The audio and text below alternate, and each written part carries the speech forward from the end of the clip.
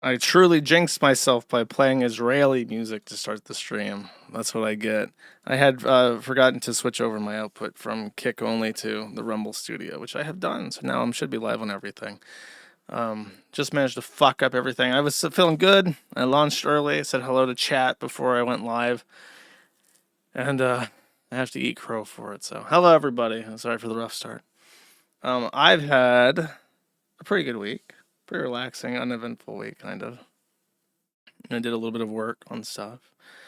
Um, how was your week? How was your weekend? I've been told that if I want to get a $2 million Rumble contract, I have to repeatedly ask everyone, "How was your weekend?" So I expect everyone to tell me that they had a great fucking week.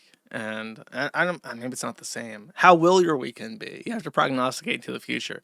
What are you gonna do this weekend? How are you gonna have fun?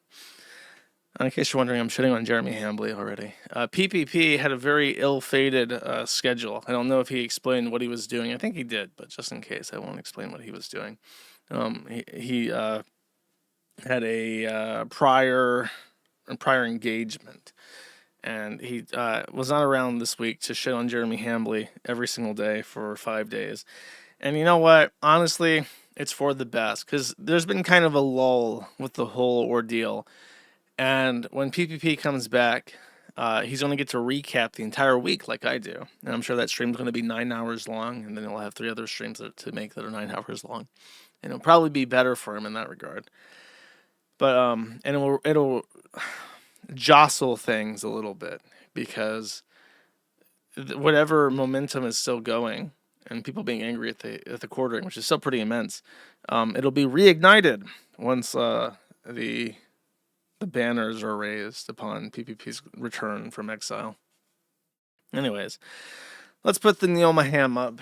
I am still on YouTube, so I will be broadcasting with the Neil Maham to indicate to me not to say terrible things, because Neil Maham is watching, and he may be upset by this. Let's see. Great. So the YouTube... No, man, it's always such a pain in my fucking ass. There we go. There's the real numbers coming in.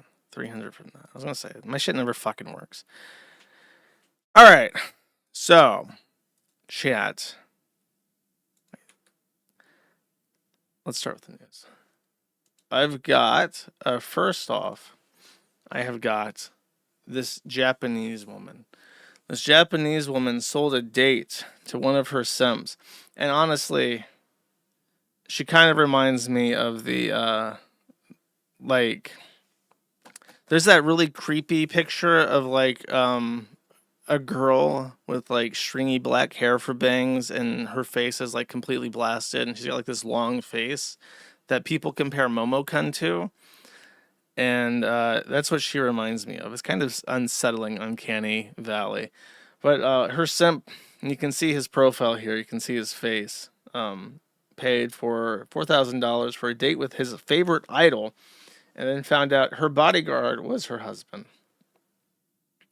Apparently, after they met, he discovered her bodyguard was actually her husband, and she had paid for all 3 of them. So she got to have a nice trip to Disneyland, Tokyo, or whatever. But you should... I mean, what's the disappointment there? Oh, it worked! If you gift 10 subs, it actually shows up in the chat now. I can't fucking believe it. Praise be to Claude, to Claude spelled with a V. Claude Opus 4.7 has come out and found the issue and fixed it. Hell yeah. Thank you. Awesome.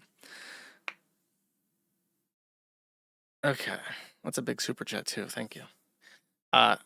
Anyways, $4,000 for an idol. My concern with this is, like, they're never going to date you for real. Like, you have no chance. Do these people genuinely believe that, like, if they take their idol out on a $4,000 dinner, the idol will be like, "Oh my God, you are so handsome and you talk so sensitive from the soul. You are a real genuine person.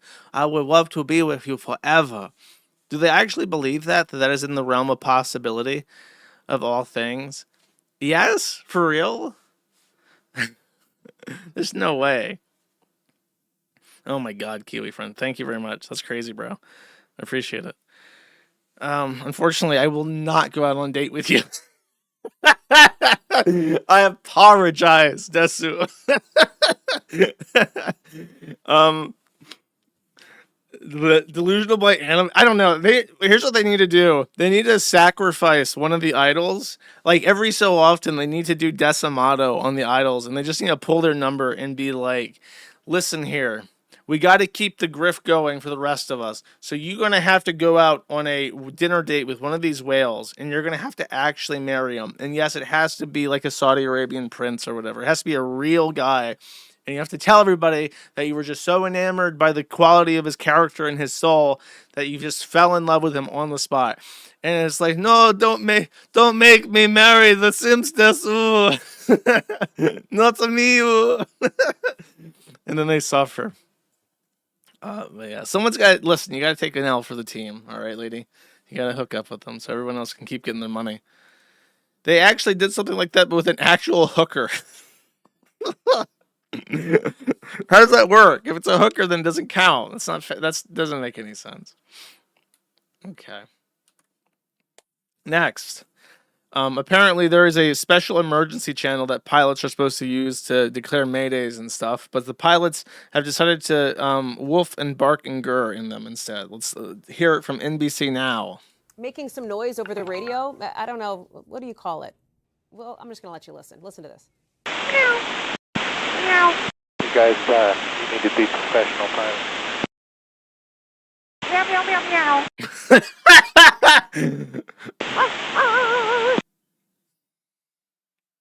This is why you're still flying RJ. Okay, so they're meowing, they're barking. Air traffic control having to remind them to be professional. When we asked the FAA about this, Royal Jordanian. That's funny. They're flying Royal Jordanian. I don't know how do they know what airliner they're on? So they're saying you're flying Royal Jordanian. And it's like that's embarrassing, bro. they said they investigate all situations where pilots may have violated any regulation. Let's bring in Tom Costello. First of all, lot of thoughts here. I'm not going to give my takes, but let's just say number one, RJ means what? Regional jets. Regional jet. That was like a dig then. Right? Oh, not rare. Okay, regional the jets. Air traffic controller is basically saying your antics are why you're not hitting the big leagues. That's right. It's okay. Fuck that. Does the FAA? I guess the FAA doesn't have. It's been a pilot meme for 20 years. I guess. I guess because they can't track it, right? If you just open the communications and you go woof woof, like they have no way of detecting that that's you, right? You know what I mean? So I guess they're just fuck. The FAA just sits there and sees because they can't do anything about it. Anyways, that's pretty funny. I have nothing more to add to this. Oh, Lunduke, my favorite. Okay, so Lunduke follows me? What the? I've yelled at this guy on Twitter. Now he follows me. I don't know what's going on recently. My Twitter cloud is growing, for better or for worse.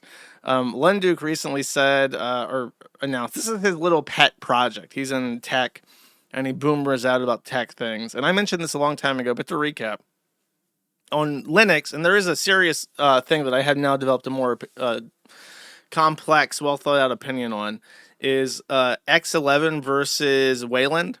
X11 is a very, very old window compositor, which is a part of the operating system for handling graphical user interfaces. Very exciting stuff. It's a little bit old, so they've been trying to replace it with something called Wayland for a very long time, and they're getting some momentum. The problem is that X11, even though it's a very old project, is very battle tested. And I actually have 2 GPUs in my computer, and I've been trying to play games. And trying to play games with 2 GPUs on Linux is really hard. It breaks constantly. Programs will switch over GPUs. They'll be rendering on one GPU and displaying on one output, so then they have to like traverse frames across the PCI board to render them, and it's just awful. Like it breaks constantly. And I've had more success with X than I have with X11 as opposed to Wayland. So X11 is officially deprecated, and they're trying to move from X11 to Wayland, which just isn't ready, especially if I'm trying to, like, Linux native video games like Dota don't properly work on Wayland with multiple GPUs. X11 doesn't have that issue. So I've been trying to get off of X11 to Wayland, and the Chuds have been resisting this by forking X11 into something called X Libra. However, the guy that runs Ex Libra had some sort of controversy where he said something. I don't know. Maybe he said something like "turn the boats around" or whatever fucking inane bullshit that qualifies for deplatforming in technology circles. But he got canceled for some bullshit like that. And so they've been censoring any attempt to mainstream Ex Libra as a continuation of the X11 project. And to the point where on the official Arch Linux wiki, they have deleted the article for Ex Libra, which is a big deal. It sounds like it's not a big deal, but the Arch Linux wiki is one of the best, most highly maintained, highly well trusted Linux sources collectively. The Arch Wiki is like a source of truth for anyone trying to figure out why their fucking Linux computer is not working at any given time, no matter what thing you're using. So the fact that they're getting that stuck up their ass about it, that they're deleting articles on the Arch Wiki, effectively reduces the canvas of the platform enough that people won't even find out about it because they're pretending it doesn't exist because they're so gung-ho on replacing X with Wayland, even though there's a large demand for Wayland. So I just like to remind people every so often because there seems to be a consensus that like censorship shit is on its way out, and it's not really. In the same way that like when censorship was really bad from like 2016 to 2024, and the Chuds just kind of had to hang low. It's the same thing with like the woke queers in tech. They're just sitting around waiting for the day that the midterm sweep, and then they get the trifecta in 2028, and they're going to come back with a vengeance. And they're still trying to throw their weight around in the circles that they're most secure in, which is like open source circles and stuff. Because to remind you, the reason why they're so popular, so powerful in tech and Wikipedia is that they have infinite free time. They just do drugs and HRT and watch anime, and they don't go outside or do anything. They don't have family or friends. They have no dependents. They have no responsibilities. So they just like invade things like Wikipedia editing and the Arch Linux documentation management and open source software. And they just use all their free time to completely overwhelm any competition from like normal people who have other shit that they care about and are more sane, to drive them out and take control of projects just by being so productive that it's hard to rein them in at all. So it's an active issue to have to deal with these people all the fucking time. Anyways, next. Oh, this is awesome. Okay, so this Amerimut, furry Nazi. It's not a joke. He's a Amerimut. We can take a look here at his Amerimut status. Like, look at this. He has colored eyes. He has like blue eyes, but he's like the most. He looks exactly like the Amerimut meme. I don't know what else to tell you. He looks like JD Vance if he was fat, brown, Mexican, and somehow blue-eyed at the same time. And this is his Facebook profile where he has like, I don't know what a glizzy gobbler is, but that looks like furry porn. And then there's like some Chudley stuff here and some weird cartoon worshipping. Okay, so a very mentally ill guy, and he decides I'm gonna go shoot up some people in Oklahoma that are more less of a worthless eater than I am. So here he is. He walks in, and I guess I don't know what happens here because there's no sound, but it's like he pulls out his gat. Okay. And I think he makes some kind of like Chud speech to this guy on the bench. He's like, "Here I am. I'm gonna grab your gizly gutter or whatever." I guess they're probably watching this in real time. He's hiding behind a vending machine. He pulls up the gun. I don't know. He must not have fired a shot because they're not looking around. But he's like pointing the gun around. She leaves. He's stuck on the bench, and I think he's like saying like, "Alas ye, I have had enough of cyberbullying. Your gizly gutter is mine. I'm going to gift you all." Unfortunately, I believe that this closed circuit television was probably being watched by the principal, whose office is right there by the door, and he tactically deploys himself and tackles the fucking guy and brings him down and even grabs the gun and pulls it away. And he applies the full weight of his mass. And then even a second, even more brick house guy comes out and also applies his mass and gets the gun out. As funny as this is, the principal did actually get shot in that exchange, and even after being shot, applies 100% of his body weight. And here he is. You may not like it, but this is Kirk Moore, and this is the ideal human physique. This is apex masculinity, ready to mog everybody in the process. Okay. One of the only good boomers of all time. We put him on the list. It's like 10 names long. Next. This is an article that I found and I shared on my Quickie forums. There was a Pakistani hospital, and obviously I'm sharing this because I want to cast some doubts on people of specific origins possibly completely inundating our medical fields and taking residency spots from Americans.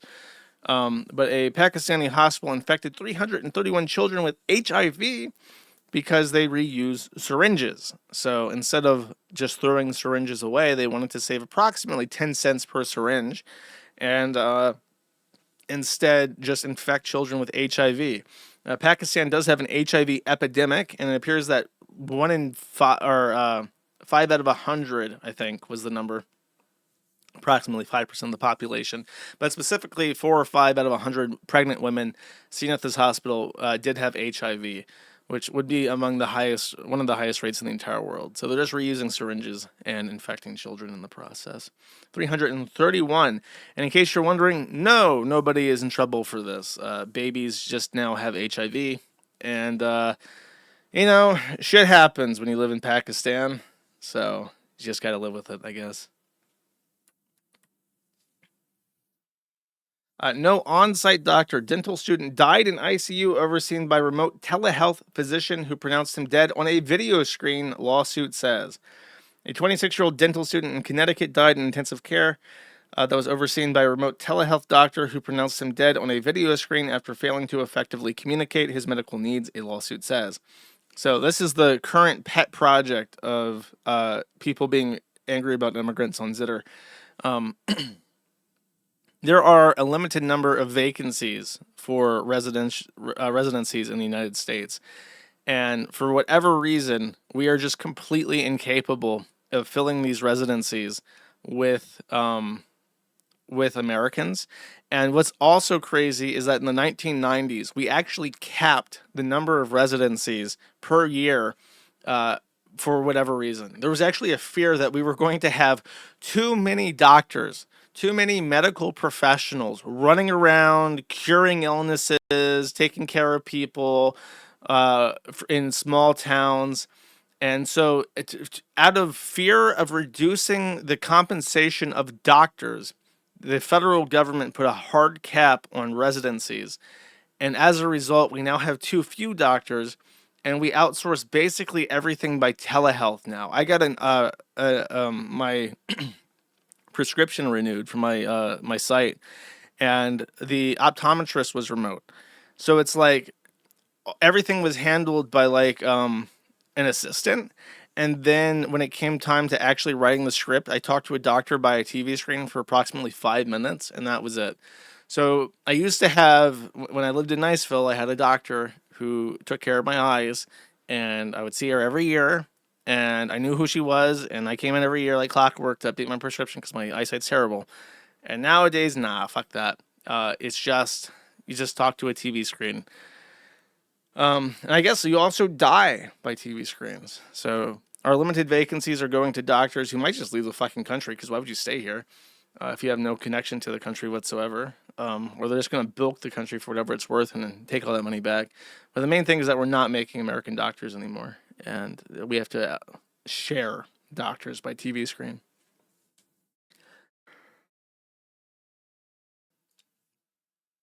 Next. Ooh, this is England. This is England suffering. Look at this fucking bitch. Look at how hideous she is. Isn't she one of the ugliest women you've ever fucking seen? That's crazy. I love how the women also have to wear the ridiculous powdered wigs. That's really funny to me. So a Pakistani woman named Shabana Mahmood has stripped a native British man of his British citizenship for the first time in history. Mark Bullen was a constable, actually, and he was alleged to have been giving material support to Russia, and that was the basis for stripping him of his citizenship. As it says here, a former police officer has become the first British-born person to be stripped of citizenship over their links to Russia. Mark Bullen had his passport revoked on national security grounds by Shabana Mahmood, the Home Secretary, after having worked for more than a decade at the Hertfordshire Constabulary.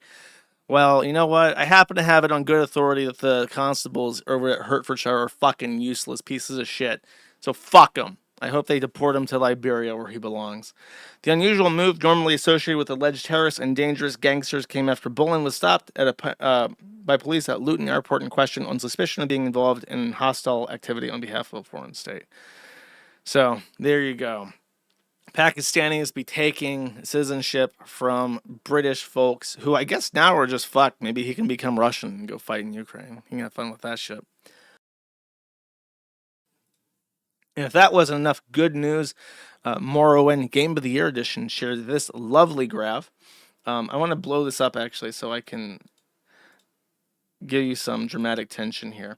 So the question is, compared to the following U.S. states, where do you think that the UK ranks in average income per person? So you got some real fucking poor states in the United States. You got Louisiana, you have West Virginia, like the states that jump to mind as some of the poorest in the entire country. And surely you would think in your head, if you were to line up the average income of European countries like the UK as a state based on their average income, surely the average income of a person in the UK must be high up. You know, when I think of the UK, I think of the London Exchange, the pound sterling, their rich fiscal history, their history in the Industrial Revolution, their railroads, and their steel and coal mines.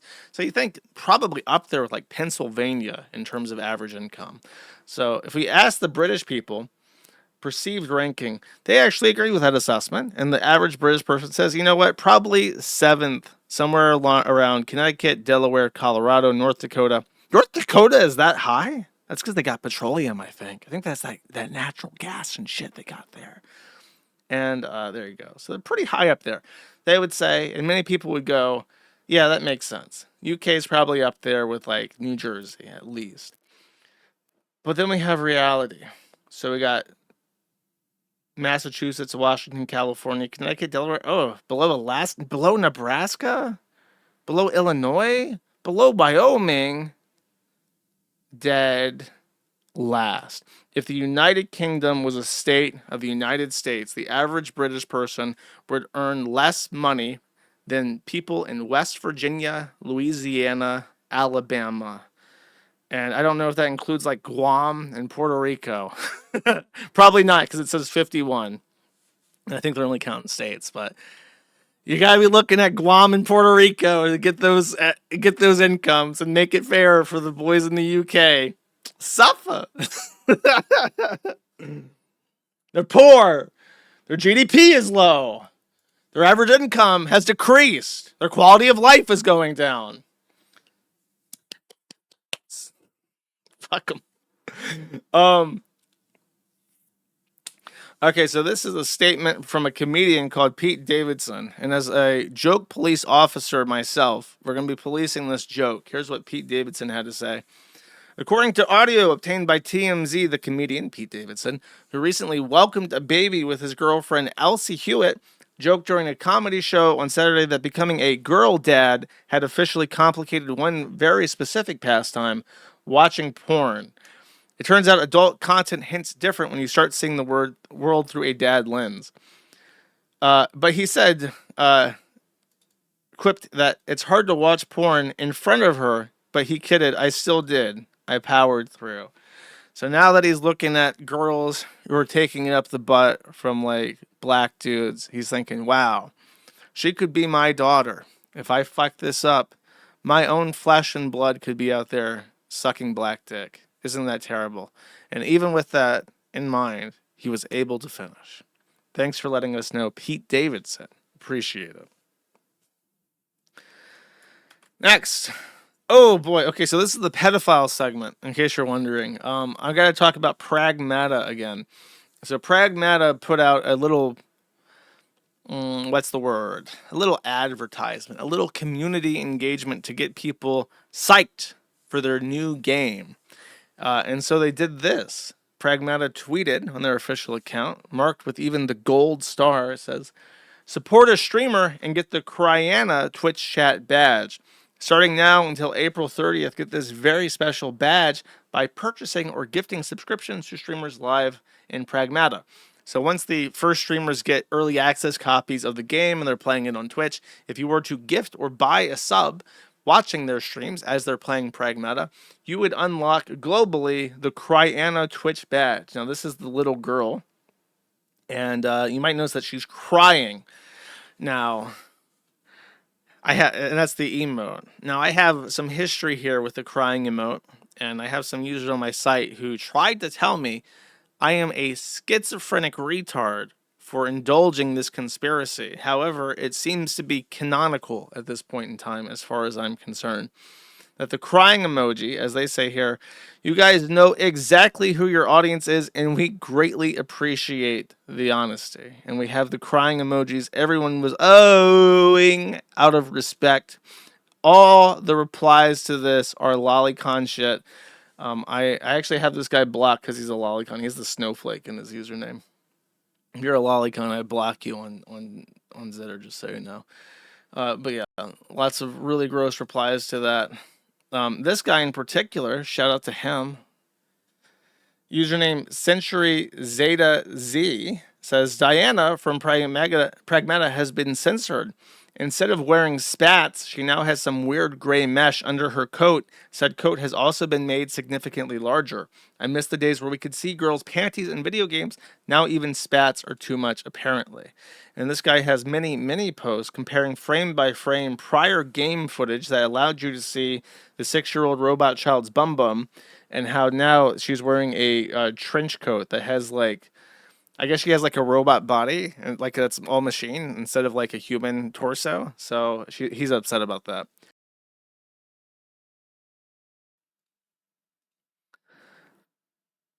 Another win for Cunning Bros crying. This is one of the other replies to the other thing. So in addition to pushing out their lolly shit game, they decided to make a very interesting, sus partnership. They have officially affiliated with the Sphere Hunter, who is going to be streaming with them, with the actual Capcom developers on Twitch, on Capcom USA's official Twitch page.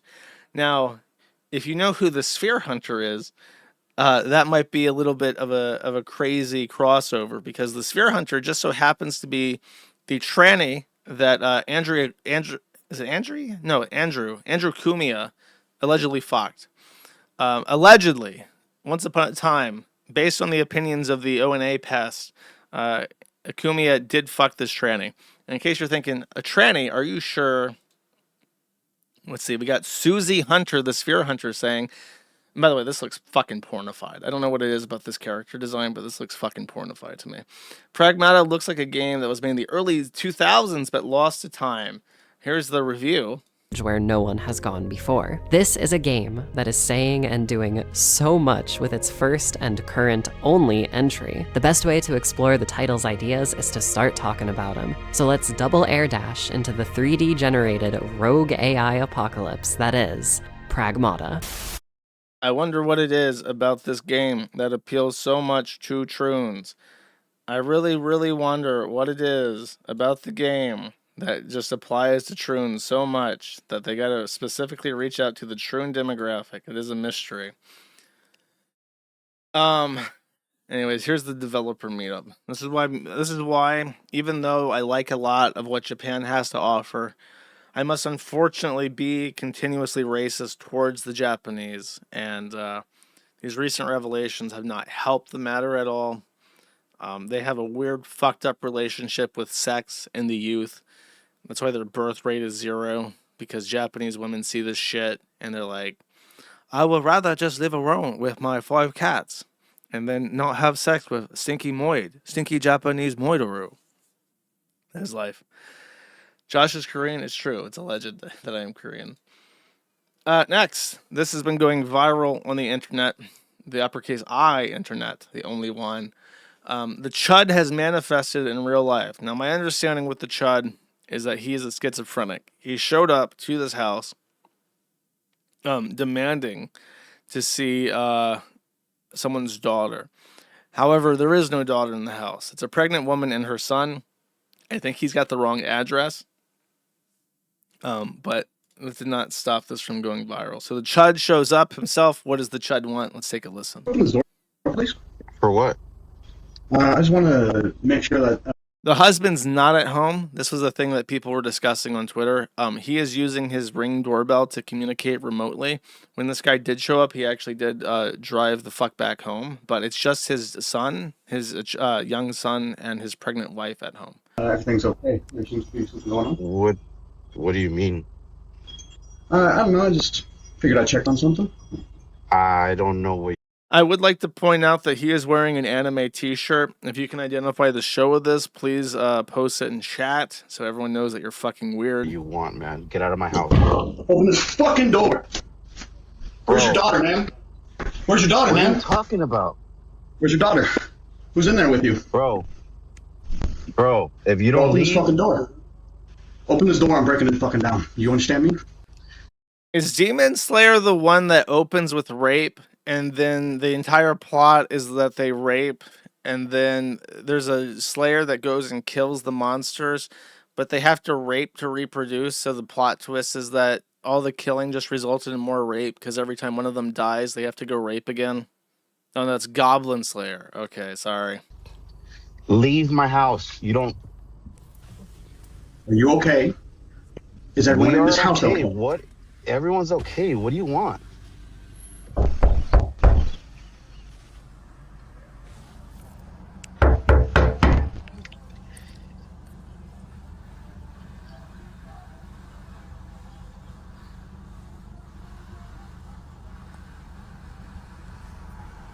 He's just staring at the camera now. He's really chunky.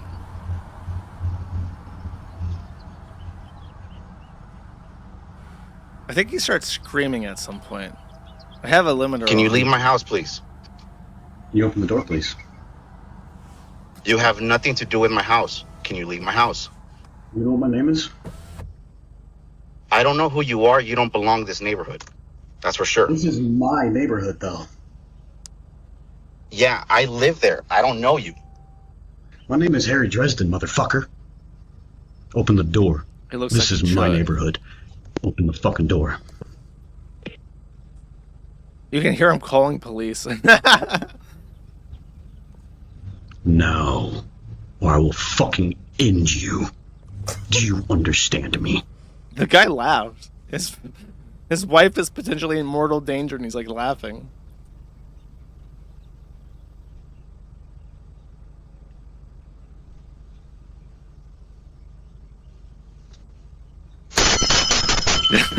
Oh no!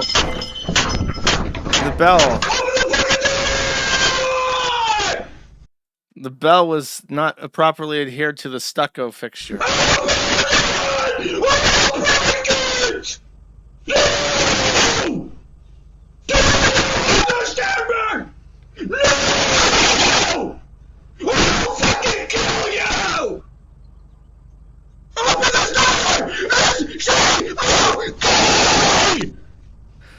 I know, okay, him screaming as closely to the camera as humanly possible is obviously like the content here.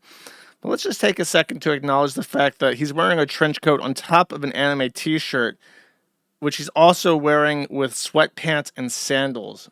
Steal his look, guys. Get his aura. Because you're going to have to dress like him if you want to scare a pregnant woman.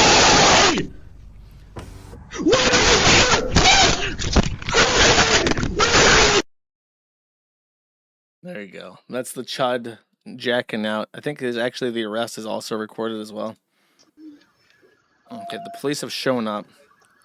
I guess he was just there when they showed up. I'm actually surprised to see that the cops arrived so quickly.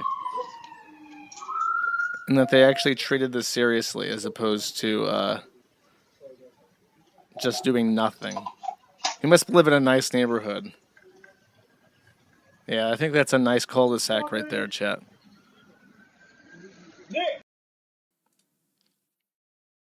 Where is this at?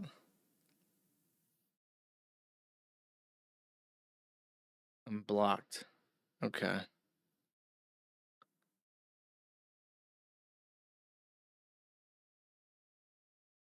Wait, what is this? Reddit mod freaks out at a neighbor video. Here's the inside camera. He got inside the house? Really? He got inside? Huh? What the fuck? Victor, you around? Huh? You like raping little girls, bitch? What the fuck?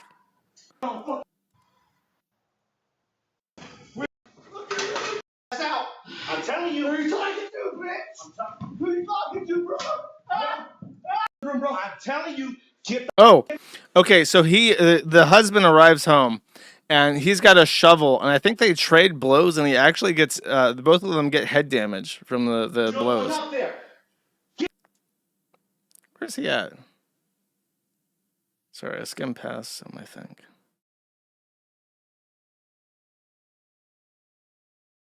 There he is. So he walks in through the front door under the camera. This is the third room, bro. Give me your fucking chest. Get the fuck out of my house. This is the third room, bro. I'm telling you, get the fuck out of my house. Well, imagine not having a gun. Imagine not walking through the door and just shooting this guy until you're fucking it's going clickety click click. Why would you? I can't imagine. How do you live in America and not having a gun? It's California. You can still have a gun though, especially in your own house. Just answer the question. Get the fuck out of my house. Answer the question, please. There's no one in there. There's 3 rooms, man. I don't know who you are. You better get the street at 1797 Co-op Drive. I don't know who you're talking about, man. Why do I hear screaming? Are you military? Yes. Okay. Can you help me out? Okay. Yes. I understand what you're going through right now. Yes. Can you step outside? Yes, sir. Thank you. Will. Thank you for asking. There's something going on this street, bro. Bro, everything's fine. Please step outside. Okay. Well, sit there. Sit on the ground, please. Yes, sir. Okay. How you doing today, sir? Don't move. Move. Don't move. Sir, come here. I'm fine, man. Sir, come here. Okay. I bet, dude, our fucking veterans are crazy as shit. I bet you he was military. Find evidence if he was or not. How you doing? There's a little girl trapped in this house. Can you go check her, please? Okay. You got gloves? I'm fine right now, man. I'm not gonna... He wasn't military? I'm calming down. No, they are not, you douchebag. I'm sorry, our military is fucking nutso. That's why our VA costs so much, because everyone comes up all fucked up from seeing their friends explode from IEDs, and then they start breaking into people's houses demanding to see the child sex dungeon.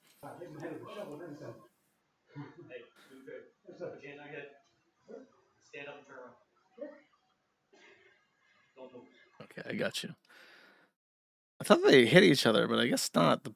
I won't be on camera, at least. They might have hit each other a little bit. And the police is there looking for the child sex dungeon. God, she has no concern. She's just like trotting through, like no need to check corners or anything. I'm just gonna clear this scene by like knocking, going, hello, child sex basement. Ooh. Okay, I got you. Female cup, guns are on. Okay, so there are some memes. Let's check out the memes of the Chud.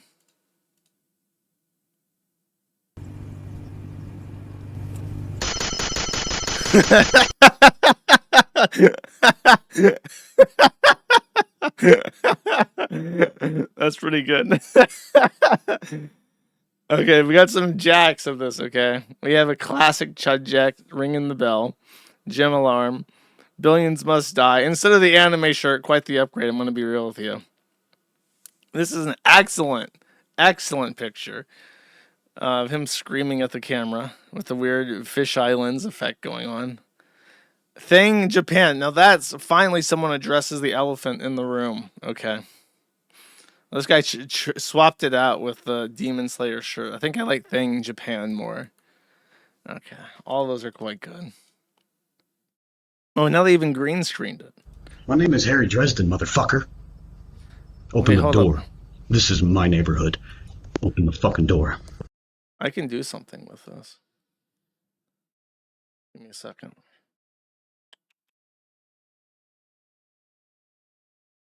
I can have him. I can like. Fuck.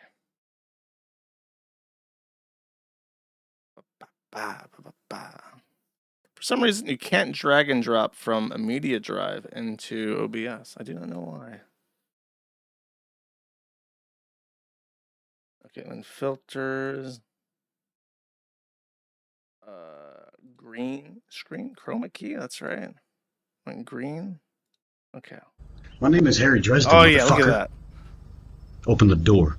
This is my neighborhood. Open Have the him look fucking over door. chat too.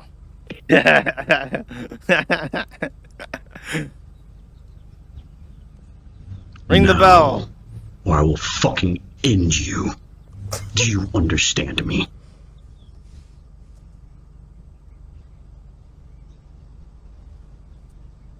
Okay. Such an intense stare lets you know that he truly means business. All right. Then one of Millhouse ringing the bell. But unfortunately, I put this in the meme section, but this is not a meme. Millhouse is not a meme. Don't appreciate this. Is this like rendered with AI? This is like, has to be rendered with AI. That's too good. It's too good and too quickly made to not be AI. He had his hearing today. Here's what he looks like when he's not dressed up to kill. He looks like every other fat retard in the United States, basically. And then charged in connection, bailed to $250,000. Pendergast. That sounds like a monster. Pendergast. What was he charged with? Breaking and entering? You're not going to say what the charges are in the fucking article? Multiple felony charges, including assault with a deadly weapon other than a firearm, making criminal threats, burglary, and the article actually says burglary. Did they fix this?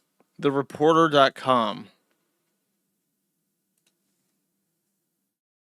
Burglary, right in the article. Burglary and vandalism, no Oxford comma. I give this article an F-. It should be one of the first fucking paragraphs. Okay. Oh, they raised his bail from $35,000 to $250,000. Wait, no.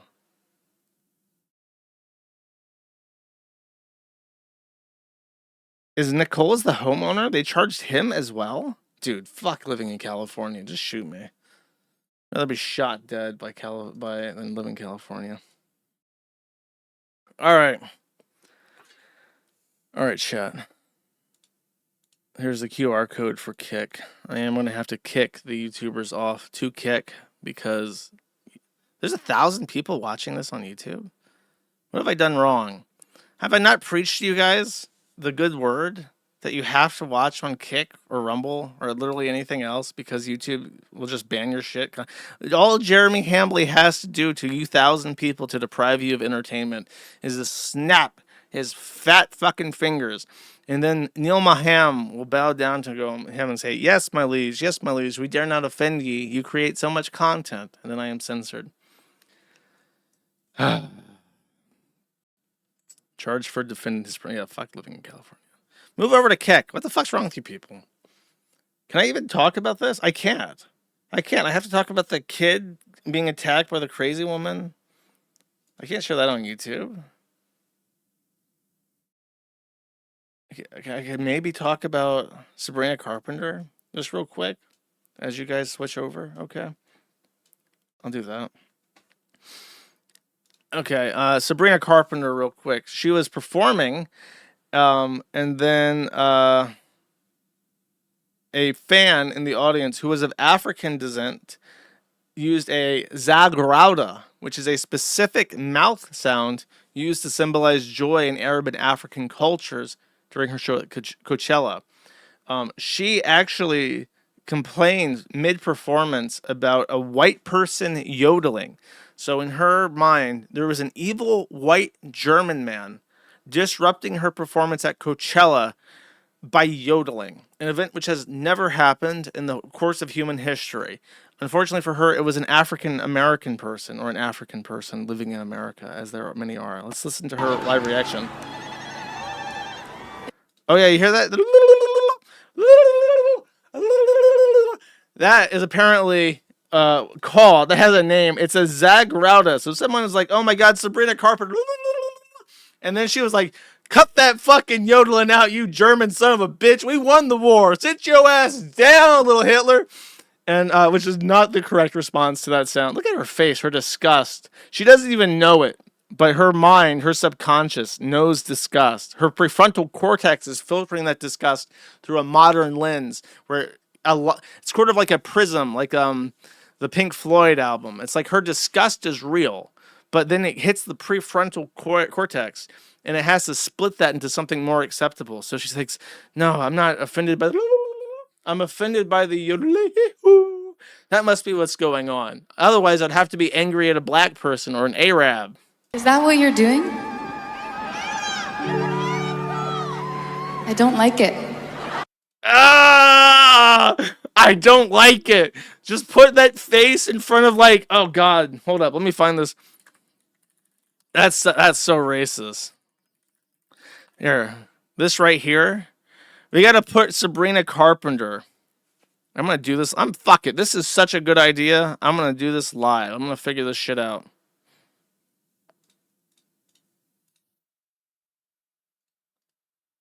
Okay, here we go. Tools, size, large. Yeah. I gotta hack this shit together. Okay, let's do this. Go to photo piece so you can actually see it. New project. Okay. Now we're gonna need Sabrina Carpenter's scornful look. Okay. Let's take the snipping tool here. Snippity snap. And we're gonna flip this around. Okay. We're gonna get the live. I just like do like, oh no, it's like upside down now. God damn it. Let's see, wait, image, transform, flip horizontally. No, it's the entire thing. Select, modify. I used to be able to do this with the Control T, anyways. That's what she's thinking. She's like the vulture. She hears the from the African Arab people, and she's like, I don't like it. Not too much. I don't like it. So, I don't know. It's pretty fucking problematic. Let's hear it out. I don't like it. It's my culture. That's your culture, is yodeling? Ignorant ass white bitch. Don't even know about the Zagrauta. Is this Burning Man? What's going on? This is weird. Dude, she had to pivot because when she was... My face when I, as a rich white liberal woman, am spoken to by brown masses. Look at that disgust, that utter fucking hatred and contempt. And she realizes that the person talking back is brown. And she's like, oh, fuck, I have to pivot. Is this Burning Man? What's going on? This is weird. Play the piano, bitch. Shut up. All right, next. To anyone who's uncultured, here's how a Zagrauta sounds, which is clearly not yodeling. It's a form of celebration performed at weddings and moments of joy all around West Asia and North Africa, learnt from many generations. Calling it weird or brushing it off is disrespectful. 42... Did they have me block? Am I blocked? No, they just had the post locked. Okay. So let's hear it. Let's hear what a real Zagrauta sounds like. Coming to a neighborhood near you. You're going to hear it all fucking night long. You got to get your internal medicine students from somewhere, buddy boy. And they ain't coming over alone. They got a family. They got 47 cousins. And when they get married, they're going to walk down your cold day sack. And they're going to go all night to celebrate, to share their moment of joy. I'm in a complete shock. I used to be a huge Sabrina Carpenter fan, and now she's mocking my culture and calling me weird. That's so racist and inappropriate. And it made me feel uncomfortable. This white, blonde, racist woman should be canceled.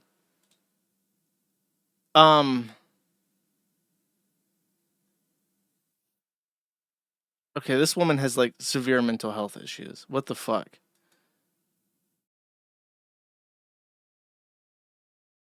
Wow, that bitch crazy.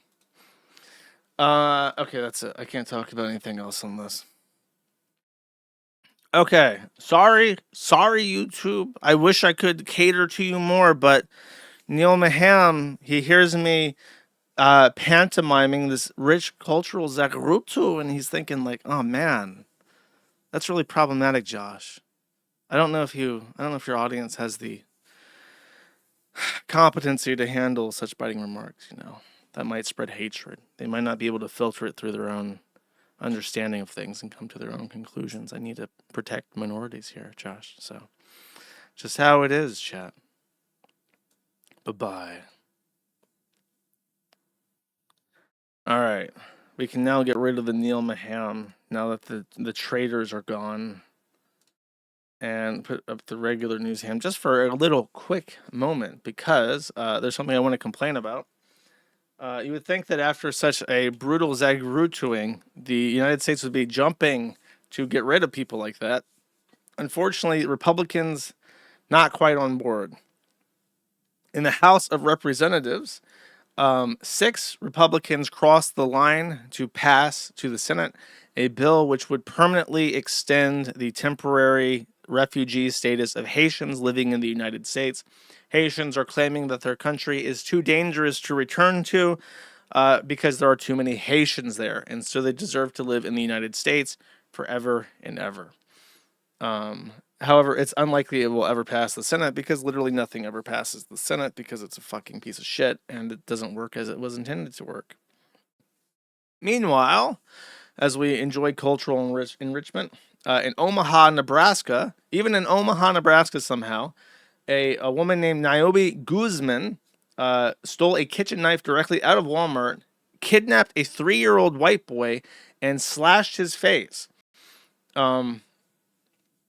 She was out on early release, facing a different charge for arson in another case. So she had already committed a violent act that could have killed people, was released probably on recognizance or on a bail, and then while on bail went into Walmart, obtained a slashing weapon, kidnapped a child from the parking lot, and then attacked him with the knife. What you are about to see is gruesome, but it's worth showing because I want to give you an idea that this was not a fake attack.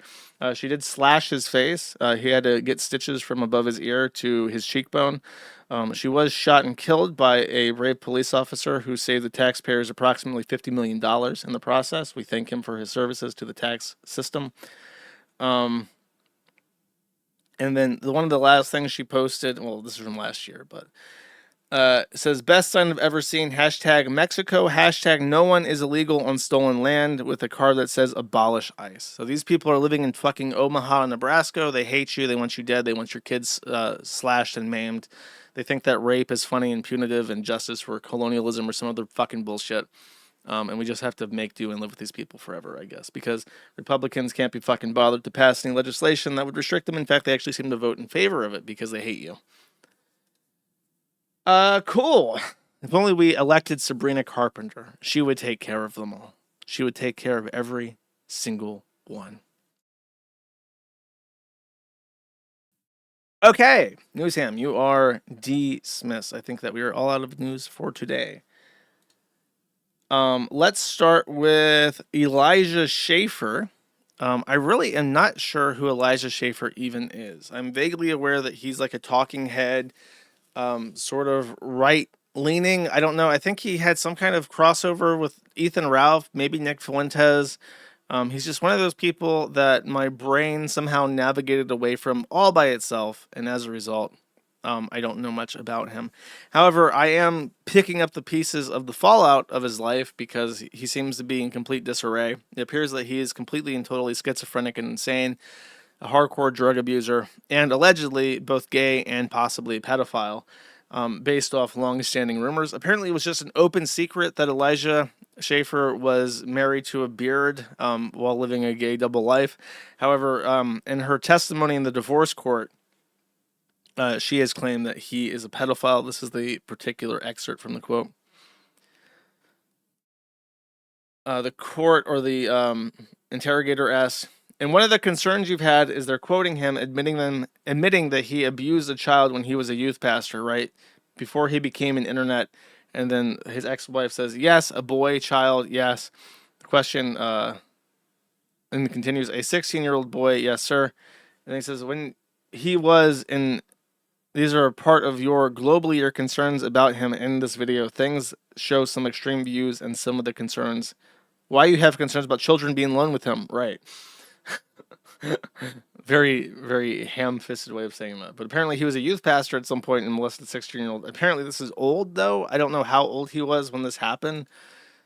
But that does not look good for him. Also included in exhibits are his prescription medications. He is on I think 5 different things. Correct me if I'm wrong. 4 different things. He's on, and let me know what the fuck these are. I don't know what it is with some people, but they're like medical doctors just on the receiving side of things, and they know all these different pills and what they do. I am not one of those people. I take antihistamine sometimes when my nose is stuffy, and that's about it. So help me out with what these are. Quetiapine fumarate. What does that do? What is a quetiapine fumarate?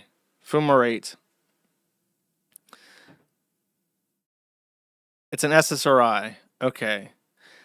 That's what that is. What is ezopicolone 2 milligram tablet? He says take 1 tablet by mouth every day at bedtime. And that's the prescription. Okay, antipsychotics, apparently as well. Someone says that might be Seroquel. I don't know what that is. Ambien? Is escopicoline just Ambien? What is quetiapine fumarate? Atypical antipsychotic medication used to treat schizophrenia, bipolar disorder, and major depressive episodes. What is isopicolone 2? It's a 2 milligram. Okay, I thought that was like the sequel to the other isopicolone. Ezopicolone is a prescription sedative hypnotic medication used to treat insomnia, helping adults fall fully asleep faster and stay asleep longer. Then the third one is escitalopram. It says a prescription selective serotonin reuptake inhibitor, also known as an SSRI, antidepressant used to treat major depressive disorder and generalized anxiety disorder. But wait, there's more. Alprazolam is a benzodiazepine prescription medication used to treat anxiety disorders and panic disorders. God, this guy must have fucking panic attacks all the fucking time. And then last, but maybe not least, hydroxyzine pamoate, commonly branded as Vistaril, is a prescription antihistamine used to treat anxiety, tension, allergic skin reactions, and for sedation before or after surgery. Wow, that's a weird one. I'm allergic to cats, and I'm also a nervous wreck. Do you have anything for me, Doc? Well, yes, we do. We got hydroxyzine pamoate. Just take it. 5 more days. That's right. So, yeah, somewhere between molesting a child, allegedly, and trying to abduct his own children and having a mental breakdown in a liminal space that is a flooded hotel apartment. He got on 5 different things, including the most bizarre antihistamine I've ever heard of. It's also an insomnia med. Okay. I got you, bro. And that's it for Elijah Schaffer. Now we're going to be talking about, let's see if I can also mispronounce this guy's name. There's definitely somebody who gets either extremely, extremely angry at me trying to pronounce medication names, or finds it the funniest thing in the world because they're like a doctor or some shit. Okay, so this guy is Sykkuno. Sukuno is a streamer. He was... Okay, let's just start here. Okay, this is Sykkuno. I have a lot to say about this. And then one ear and out the other, so I have it written down as notes. I'm going to read the notes for the stream, because otherwise I'm going to completely fuck this up beyond belief. Here's Sykkuno, okay? Offline VT orbiter and general popular face of those circles Sykkuno has been in has gotten a Google Docu from Himomal VT, a VTuber and cosplay whore, alleging he was a serial cheater, master manipulator, and dangerous predator. Here is the cliff notes on this. You ready? Sykkuno used to be an extremely popular Among Us streamer who collabed with many big names, and apparently it was he who was sus, chat. He is a VTuber, but also shows his real face and hangs out in real life with other streamers and goes to conventions like TwitchCon as himself. So he VTs, but then that's just like a fad for him. So he like also shows his face. He has, for whatever reason, and I guess you can chalk this up to a Floyd L if you're so inclined, an enormous female fan base because he LARPs as an anime boy. I have confirmed this. There is a demographic of mentally ill women who I think are afraid of masculinity because masculinity has raped them at some point in their life. So instead of turning gay, they instead seek out uwu cute boys that are basically like the K-pop type. They're like feminine boys, but they're not gay. And I'm sorry to say, the idea of a feminine, innocent boy who's not gay does not exist. If you're one of these people who are into these feminine boys like this, I'm sorry, but you are chasing after a fantasy. They do not exist, okay? On his streams and his interactions with women, he pretends to be innocent and awkward with women, claims to have no sexual experience, acts flustered around women, which women find cute and endearing. So here we have an example. Okay, so let's see. Okay, this went viral. I have not watched this clip, but this went viral. Here he is with another streamer, and he's going to be cringe in this. I'm not sure exactly how. Wait, you're actually so much braver than I thought. Okay, that sounds like a VTuber. I don't know who the fuck that is, but I've heard that voice before. That's a VTuber. She's doing her VTuber voice. She should be punched in the fucking face. Let's hear what Sukuno, who looks like an actual predator with predator eyes in the background there. Let's see what he has to say to this. Only because you're here. Oh my god! Jesus Christ! Jesus Christ! Wait, you're actually I don't know who that is, but let's hear it again. so much braver than I thought. Only because you're here. This is literally insufferable. This exchange makes me want to jump off a fucking bridge. But that's his personality. He tries to act like a shy boy. Okay. Let's see. I don't think that is correct. Okay, so this is Sykkuno being gentle with girls for 15 minutes nude 2022. Cute game? Yeah, I love the art style too. Donut wall? Did I donut wall? It was an accident. Alright guys, time to try creating conversation. Perfect. Can you invigorate me? Oh no, I thought you were trying to say like you're gonna be, you know, more chill so we have a chance to win, because I mean, you have a very good chance either way. oh yeah, I'll I just bet. feel like I need someone to like slap me so I wake up. You want me to slap you? I mean, would you? I mean, I don't know. I feel like if I answer this, there's no good way to. We aren't on the stream yet, right? So like, no one even. Voids, I need your response in the Man at the Internet thread. What is your response to people being attracted to him? Maybe like No, lightly, if you know. Okay, but here's the thing: if you're gonna agree to slap me, you might as well go hard or go home. Like, I'm trying to wake up, not be patted on the face. Well, Like, you why don't gotta we could wake me start up. off light and see if it's. I mean, You know what? Haircut sucks. Hint, a guitar. Guitar. Hey Leslie, look, a guitar. Ooh. When I hear Can I him pick it up? talking to people. Oh wait, bullet's still the same. Okay. Yeah. You got What this. else rhymes with bullet, man? Randy Bullet. Has some. Sorry, Hafu.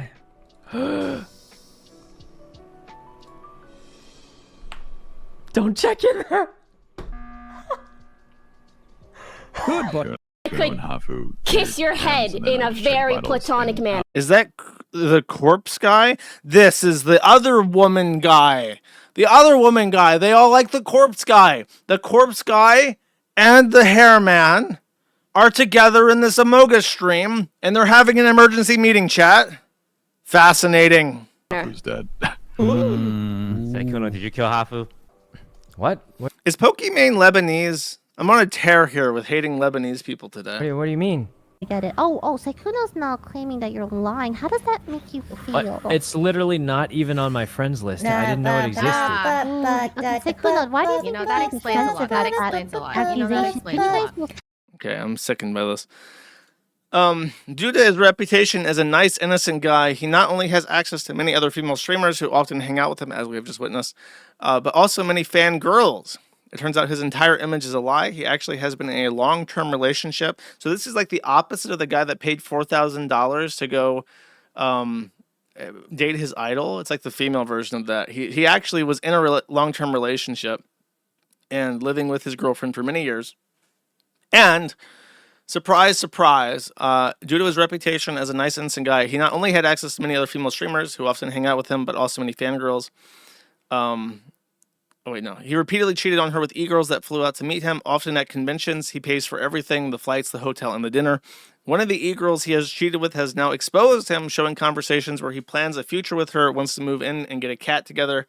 They sexted daily, and she had sent him nudes, which he responded with his shy, innocent persona as if he had never received any before. He did sent her money multiple times. She is 19. He is 34. That's crazy. This guy hit the fucking wall with those fucking like predator eyes he's got going on. Let's see his predator eyes again. That's predator eyes right there with all the filters off. She found out from another streamer who knows Sukuno in real life that he has a girlfriend of 5 years who he's lived with for 2 years and confronted him on a recorded Discord call. During the call, she presses him and he admits everything. But then here is the fucked up thing. Now you would expect, Josh here ready to decapitate poor Sukuno for just getting his pee-pee wet. Okay, maybe Josh is just jealous. Actually, no. I'm here to condemn the sleuths, okay? This is basically one of those situations where a woman finds out that a man she's with is cheating on his girlfriend. And instead of immediately just dumping him and moving on and telling people about it so that other people don't try to hook up with him, she makes a offer that he can dump his long-term girlfriend and hook up with her at the end, which makes her entire expose look entirely self-serving and pathetic. So in her mind, I think she even explicitly says in her call out that you didn't cheat on me so we can keep talking, kind of ignoring the fact that if you are the other woman in a relationship, he is also cheating on you at the exact same time because he's double dipping. But he didn't want to date her, so she had no choice but to release the Google Docu, but only because she didn't get picked by the rich YouTuber. And she's also a cosplay whore who posts softcore on her timeline. So she's basically just a straight up fucking slut. She accuses him of being a sexual predator, but that assessment is extremely dubious because even though he was lying to people about being in a relationship, every single thing that they did was consensual, and he basically paid for her, and she's just upset that she got paid for, and she's not going to get picked for the long-term relationship. The fallout of this is that many other people have come out and basically admitted to the exact same thing over time. So it's like a trend. Now I want to play the call here. Let's go to 40 minutes and play the call just for a little bit so you get an idea of the vibe here. Okay. Oh, that sound. It always is a good thing when you hear that sound. So we got two animes here about to have a very serious relationship call. Hello. Thomas? Hello. Tomas? So? Well, pretty much know most of it. Yeah? Like what? Know what? No, you can tell me. Okay. Well, wasn't very honest. Oh. About single. About what? You have to speak up a little bit. Your mic's cutting out. Sorry, always happens. About being single, and I just wanted to tell you how everything happened. It's being recorded because she wants to write a Google Docu on him. By the way, you're still cutting out a lot. Sorry, I talk quietly. Yeah, but you never talk this quietly. Him doing the Deku voice is still killing me. Okay, this is going to be the second person in this stream who handles a serious situation while doing their anime performance voice. I'll get to that later. I'm sad. It's the actions of your, well, it's the consequence of your own actions, I suppose. I know. Mm. So basically, I was in a very happy relationship. Doesn't sound like it, but sure. Well, let me finish. Continue. I was in a very happy relationship a long time ago. Long time ago. What, like And then- 2021? I don't know the exact time, honestly, but a long time ago. Then Okay, you get it. I will spare you. Let us continue. The take is here, by the way, that he's whispering like that because his girlfriend's in the other room, and he doesn't want her to hear that he's talking to another woman about how he's broken up with her. So there you go. Here's a poorly aged clip, okay, of him doing the what's it, Duper's Delight for his audience. I pretend I have a girlfriend and try and see if my friends believe it. But like Leslie knows too much. So I was talking to Leslie at dinner. We were talking about going to VGC, and she was like, "Oh, you should go join VGC." And I'm like, "Oh yeah, I'll go if I can bring my girlfriend with me." And Leslie looks at me and she's like, "Wait, what? You have a girlfriend now?" And I tried to pretend. She believed it for about a split second, and then she's like, "Nah, there's no way." And you know what she said was the reason why it's obvious? Because all I do is stream, and then I end stream, and then play more games off stream. And she's like, "There's just no way, because all he does is play games. He's got no time." I pretend I have... This is a VTuber, by the way. Women watch this.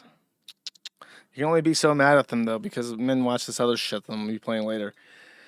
Okay, this is the next Sykkuno victim, which is stretching that word to its absolute maximum here. I went to Evil Las Vegas alone. But I wasn't alone. I shared a hotel room with Sykkuno.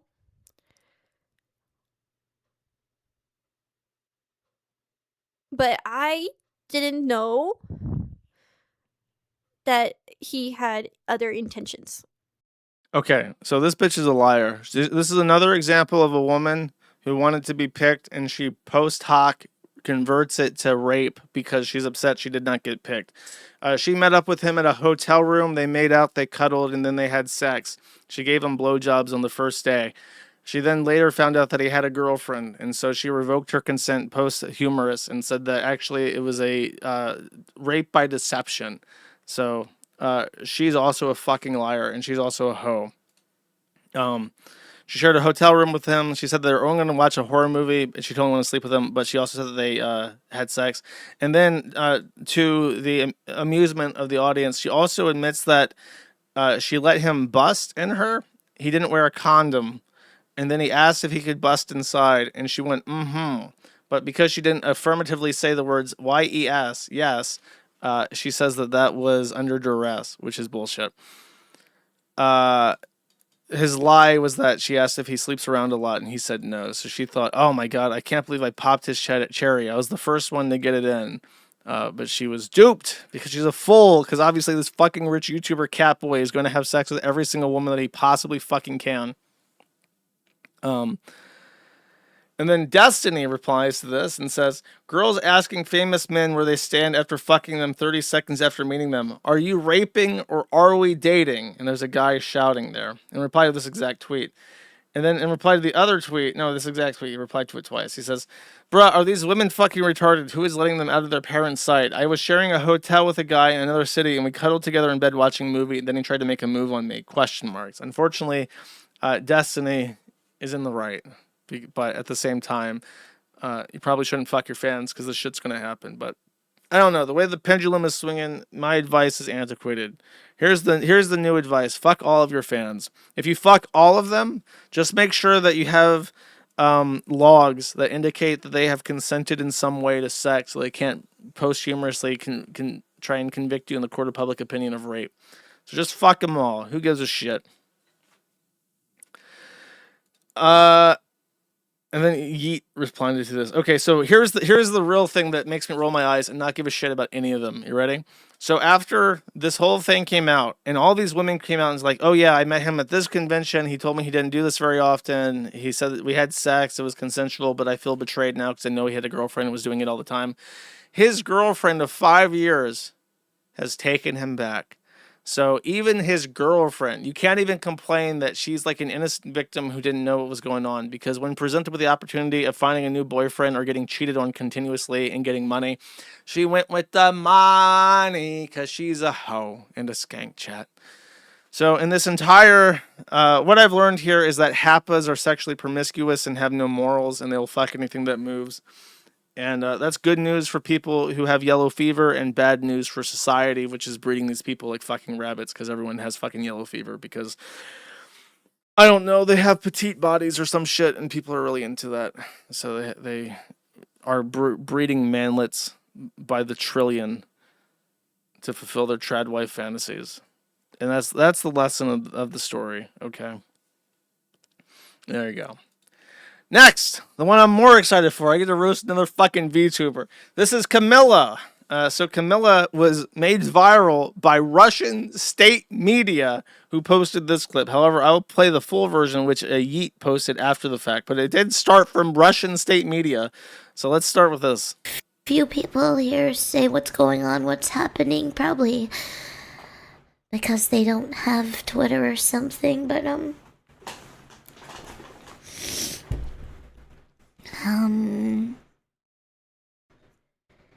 Imp has family that live overseas, and 160 bombs within 10 minutes. Destroyed so many.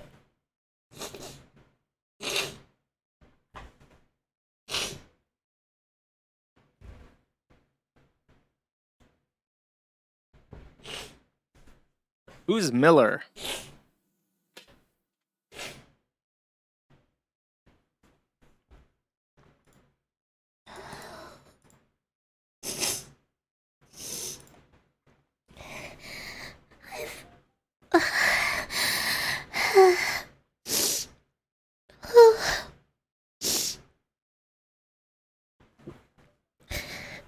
I've had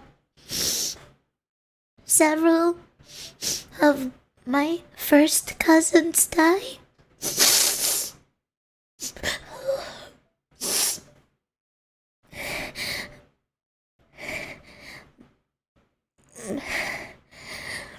And my dad's nephew, and just a lot of people that we knew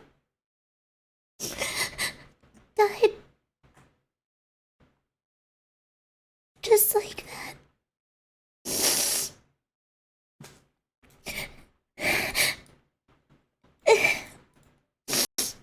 And I can't do anything.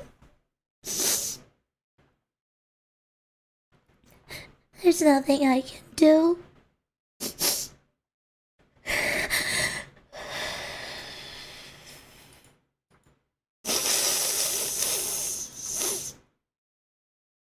This is entertainment. I will explain. Ever since it happened, I've been finding it hard to breathe. She can't breathe. Please, Israel, I can't breathe. I feel like every day my chest feels so tight because I can't do anything.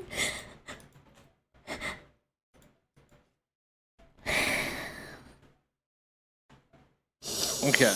I'm sorry that you have to see me this way. Well, we're seeing a cartoon character. Okay, so let me explain why this is obviously so fucked up and weird. Okay. She is saying, and if this was an ordinary statement by anybody, I don't know, if Aniza Jama, who's also Lebanese, said this, that would be sad. If Aniza sat down in front of the camera and said, you know, I've lost family because of this war. There was a bombing attack in a village near where my ex so-and-so lives, and I've lost some cousins. It would be nothing to talk about. Nothing funny whatsoever. Camila is addressing this as a character. She is talking about her real person, her actress, and the loss of life that's occurring in Lebanon as a result of the Israeli incursion on southern Lebanon and their airstrikes on Hamas targets, which, as is often frequently said, Hamas apparently, allegedly, uses schools and other residential areas as human shields. So Israel claims that they have justification to strike civilian targets. I don't care about the political side. I'm just saying that's what happens. Okay. So she describes this in first person as the character saying, "Imp has family." Imp, referring to herself as an imp. That's already stupid. The voice is stupid. Imp has family. She's talking like Dobby. She's talking like she's doing the character Dobby. Speaking like Jar Jar Binks. Misa have family in Lebanon that has died. And it's like, you can drop it. You know, you can drop it, and your fans, I hope they wouldn't care that bad. And they wouldn't be like, oh, she's not doing the character while talking about her dead family. But then it's also like, she has a party hat on. And her face is incapable of sadness. The rigging is trying to match her face, but she can't cry. She can't frown. She is a real person doing a character talking in a squeaky voice, but her representation to her audience is a happy imp with a party hat on and like a carnival. And it's like, you can cut that. Look, you can cut this shit off. Look. You can cut all this off. You can cut all this off and just be like, bad stuff has happened. I just want to talk to you. I have to get this off my chest. I have nobody to talk to right now. I really need to let people know how bad it is in Lebanon.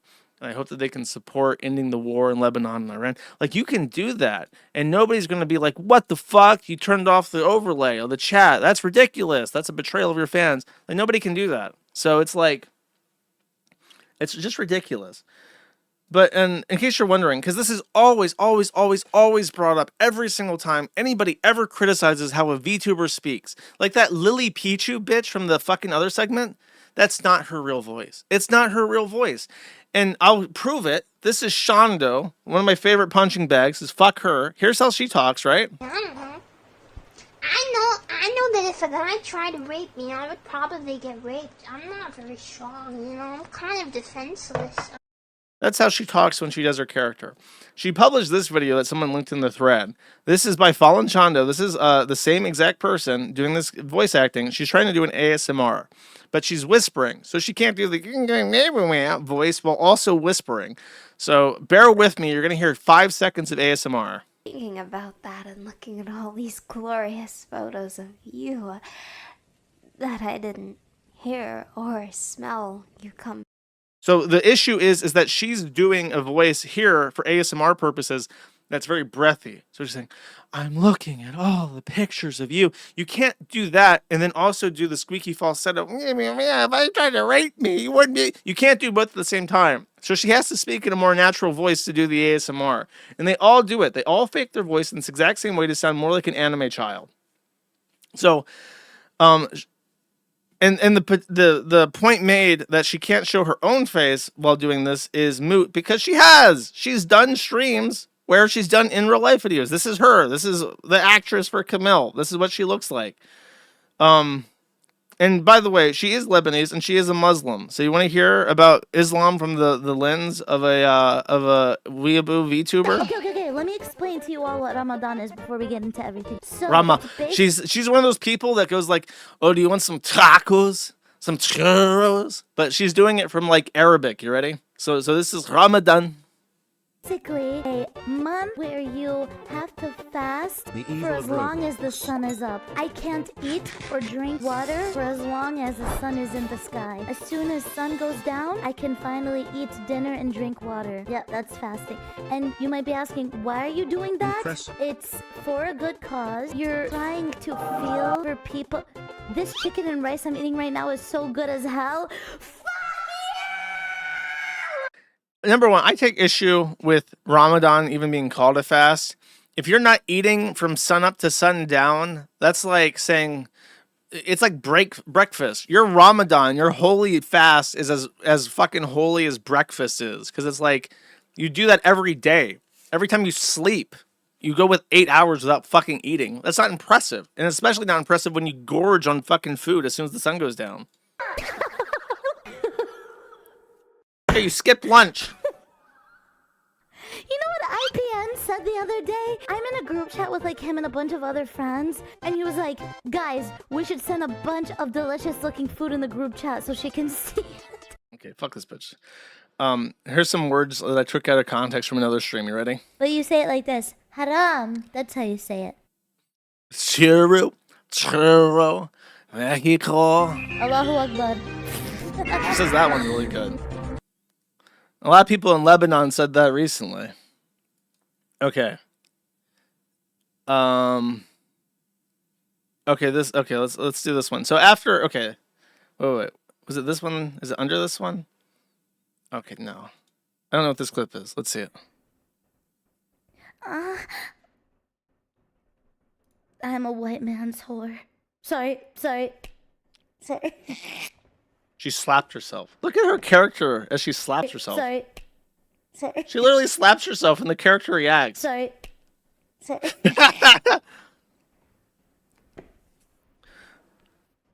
Okay, so you might be thinking, but Josh, she's one of the good ones. She's a white man's whore.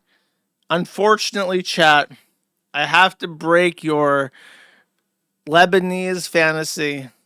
She's fat. So get it out of your head. Don't even be like, no, she's base because she's a white man's whore. She's fat, shit. That's sorry. She's brown and fat. So sorry. It's ruined forever. And in case you need even more motivation, if you actually go to her Twitter, her username, her character name is Camila, but she spells it Cum-Milla, like C-U-M. And that's also just so happens to be her Fansly page, because she sells lewd drawings of her characters to masturbate the fucking weeaboos. So she's a literal fucking whore, and you can join her Cum Dumpsters group for a mere $8 a month. Which I think is very... Where is it? Which one was it? I scroll down to my... Oh, it's right here. But you say it like this. Haram. That's how you say it. It's haram. And by the way, she translates that as bad. Halal is... Sorry, halal. Halal is good. And haram is bad. And churros are very good. Oh, and then she wants you to piss in her mouth. I like this character model the most because she looks like a diseased brat doll. I don't. It's not copium, chat. I don't like to drink piss. I would put it in my mouth, but I wouldn't drink it. Does that make sense? I wouldn't swallow. Hey, she has something in common with mint salad. And remember when I played the clip of mint salad saying that she was really upset the time that she cleaned the bedroom with Riley, and then Riley pissed in her mouth and she unfortunately had to drink it because she didn't want to get the sheets dirty. She couldn't spit it out. So Camila and mint salad are on that same wavelength when piss drinking. But I'd put it in my mouth. You know, I'd if my partner wanted to go to the bathroom but they didn't want to get up, I'm that type of person to be like, I'll take it to the bathroom. Don't worry. They can face rig tongues? They can face rig tongues now. Holy shit. Science has gone too far. I'll take it to the bathroom. Don't worry. Oh, I heard if you get stung in the mouth by a jellyfish, you can pee in your mouth and then it would stop hurting. Isn't this also works? Something? Who was the bunny girl from Australia that Ranbot was a huge fan of? She was also into drinking piss, wasn't she? What was her name? No, not Pippa. Not Peppa Pigskin. Kiki. That's it. Kiki Pyong Pyong. How could I forget Kiki Pyong Pyong, the other piss drinker of the VTuber squad? Actually, based though, Camila, I am pretty based. What can I say? You see what I mean about the Brad stall, right? Okay, this is enough. I'm done. I'm done talking about it. I'm gonna stand up. I'm standing up. Urban myth. Meow. Meow. Meow. Are you a pilot? Are you auditioning for the FAA? Okay, so she responded because many people replied to the Russia Today thing, and this is what her response was. We live in a world where people are more focused on my voice than the situation at hand. This is my career, and I am allowed to share tragic events with the people I see every day so they understand why I'm not performing at my best. Empathy is not hard. I haven't done anything to you personally for you to be this cruel with your words. So that's her official response, okay? And you know how many people, even on the Kiwi farms, told me, where's your fucking empathy? They said I was being unchristian by not sympathizing with her. I was called an Israeli asset. Even I had a janitorial issue, okay, where when this got featured, it got featured in the general VTuber thread, which we have a VTuber board, and I just tolerate it because I feel bad for them because every other board about VTubers is just goonbait bullshit. So I let them have their space. This got posted in their space, and then it was linked in the community happenings thread, which resulted in pages of people making fun of them, which disrupted the delicate pH of that thread. And it all got deleted. And the guy who made the post, the community happenings, got banned for a week from the community happenings thread. And it's like, just move it to a different thread. We have the VTuber and VTuber lunacy thread. Just move that shit over there and don't ban people for making fun of him. But I think he was simping. I think this is his O'Shea. It's an O'Shea chat. But, you know, I don't want to name names. Anyways, fuck her. She also doesn't like ice. You can go back to Lebanon if you wanted to. They need people right now. Inshallah. They need good Muslim Lebanese girls there. Okay, I have to give a special shout out of all the people who show absolutely no empathy. Okay, like Mr. Race War 1488 with the weird Donald Trump Japanese thing. Let me explain. If you were to go to the Iran war thread right now, Mr. Race War 1488 is our correspondent in that thread. I don't know if this guy sleeps or if he's like, I think he's like locked into, oh God, fucking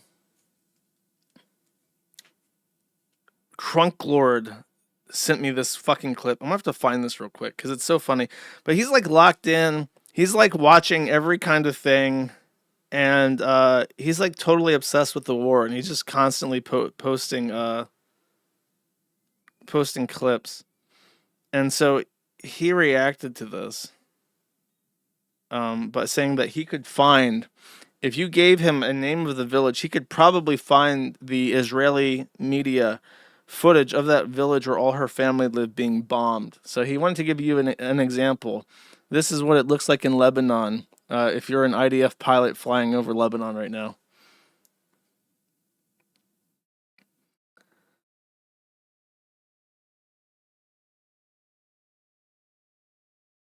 Where the fuck is the thing?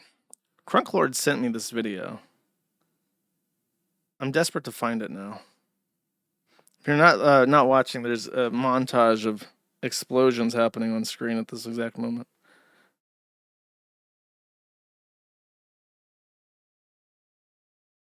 Aha! Copy web address. How do I send this to myself is the question. Because I'm on my isolated thing. I think I could post it on the Kiwi forums. And then from the Kiwi forums, I can find it and send it to you. It's just, this is completely unrelated to the entire stream, but wait, there's one more thing in this and then I can play the thing that I was thinking of. Oh yeah, this. I like the way you write it. I saw me, it look like Cyrus, just like 5-0. I got 5-0, just like domino. I for the bitch, I put her out. I tell her domino. You know it's time to go. Pull up on bourbon, I might drop the top. I'm sorry. Once again, if you're not like a long-term Maddie viewer, then you might be a little bit shocked to see me saying anything nice about Israel.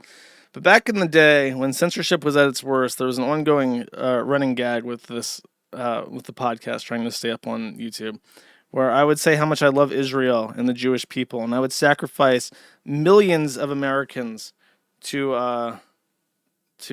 allow even a single Israeli to survive, so that not a single hair on their heads would ever be harmed. Actually, this is not the video. Ah, fuck me. I don't know. It was a funny thing that he posted of like a guy talking, making jokes about watching like the pizza index for the Pentagon. PizzaCon. It's like a thing where they monitor how much pizza is being ordered by the Pentagon. and various things. And that's basically Mr. Race War. He's like locked in. He's got 9 screens. He's watching the Pizza Con. He's watching the Telegram groups. He's watching the Schizophrenic Post on Poll. He's plugged in. He's got all the footage. Okay.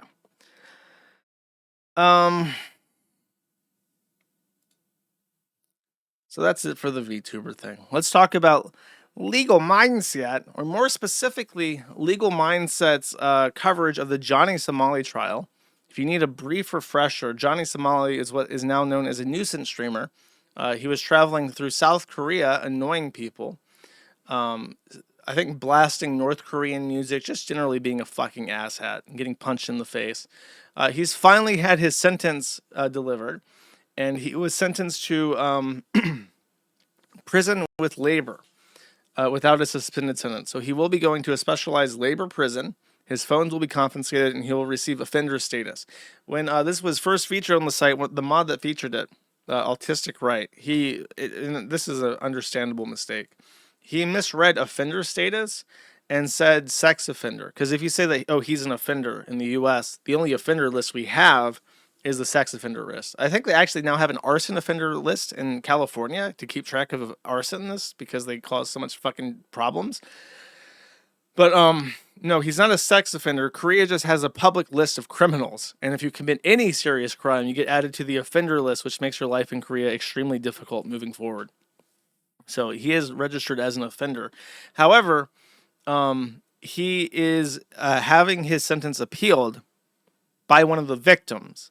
One of the victims is appealing his sentence because one of the decisions in determining how long he should be going to labor jail was that one of his offenses was not sexually humiliating to the victim, as far as the judge was concerned. And the victim is saying that she was sexually humiliated by his gags, and so he should get a stiffer sentence. Which also requires clarification because to an American, you may not click with that. You may not understand what that means. He can actually appeal his sentence and get a harsher sentence from an upper court. And so can the victims. This is not a thing in the U.S., but I think it is a thing in every country, including European ones, where, for instance, in Germany, famously there was a case of cannibalism. A guy ate somebody, killed somebody and ate him because they met on a cannibal forum. And he received a lesser sentence, but nonetheless appealed it because he didn't believe he should have gotten any sentence. The higher court in Germany actually found that his murder was more grievous than the lower court found and actually increased his sentence. But in the United States, we have double jeopardy, and that precludes any kind of sentence increasing over appeals. So it's always safe to appeal in the U.S., but in other countries, I think all of them, it's not. So if he appeals, which he could do himself, I'm pretty sure it's that the case where the higher court could be like, oh no, he humiliates South Korea. He needs to work 10 years hard labor and sentence him to a worse offense. So it's much more of a risk in other countries to appeal decisions than it is in the U.S. So yeah. That is the update on Johnny Somali. Good fucking riddance. Fuck him. I hope they should actually just keep him forever. Jackie Singh is still up to stuff, believe it or not. She has not drowned herself in a bowl of curry yet. Hacking But Legal responds to a Patrick Tomlinson troll called Kyle W. Tomlinson Now and Forever.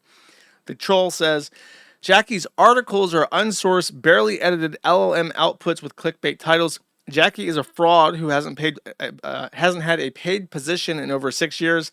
She's now trying to Substack grift. Jackie Singh replies to this and says, Hilariously, this loser left his entire data bucket open to the world because he thought it couldn't be traversed. I scraped the whole thing and sent it to the Department of Justice. Insane amounts of incriminating evidence re international crimes. Also many PMC Wagner memes. Every new tweet from Neutral But Kind targeting me will result in release of additional documentation from his private bucket. But hey, bud, you got to stop using the UPS store. They keep stitching on you. Skull emoji. This is technically extortion. However, extortion for weird stuff rarely ever gets prosecuted. Any kind of statement along the lines of, if you don't do X, I'll do Y, is extortionate. And in fact, you don't even have to be able to do X for it to be extortion. You just have to have the victim think you can do X. I still believe that the autistic people who were extorting Christian should, and I think one of them is still angry at me. I think what happened, there's this guy who's really fucking mad at me and has been for years. I never knew who he was, but someone told me that he was one of the trolls that was fucking with Chris during this time, and I literally called all their parents and I told them that they were extorting a retarded person. And I think one of them to this day is still very, very angry at me. But what they were telling Chris is that they were going to blow up the moon, like his moon base in like a parallel dimension. And he was so freaked out by this, he literally sent them thousands of dollars in like gift cards and bought them Nintendo Switches and stuff, like directly to their house. And I called one of them. I'm like, yeah, is your son, your autistic son? And she was one of those autistic moms who was like, but there was no way that could be my son. He's got autism and he never leaves his womb. That means he can't do anything wrong. I don't see him gang banging or shooting or slapping hoes. So that must mean that he don't do anything wrong. He always on his computer. And it's like, nah, bitch, you fucked up. You got a psycho ass in your house. Anyways. Clavicular. I have not followed this. This is just on my list. Clavicular had a medical episode of some sort on stream. He seems completely disoriented. The Australian retard repeatedly offers him Adderall while he's having issues. Let's watch. Oh my god. Oh, fucking hell. Oh my god, man. Holy fuck. Holy fuck. Yeah, I'm having a good time. Holy fuck. Oh my god, yeah. Why is it when someone does in real life streaming, the first thing they do, like the first thing that any white boy does when he starts streaming and acquires any kind of wealth or status is just immediately surrounds himself with like beefy brown men? What is with this? Why do they do this? If I had money and luxury and opportunity, I would never surround myself with blacks ever again. No, I'm having a good time. Holy fuck.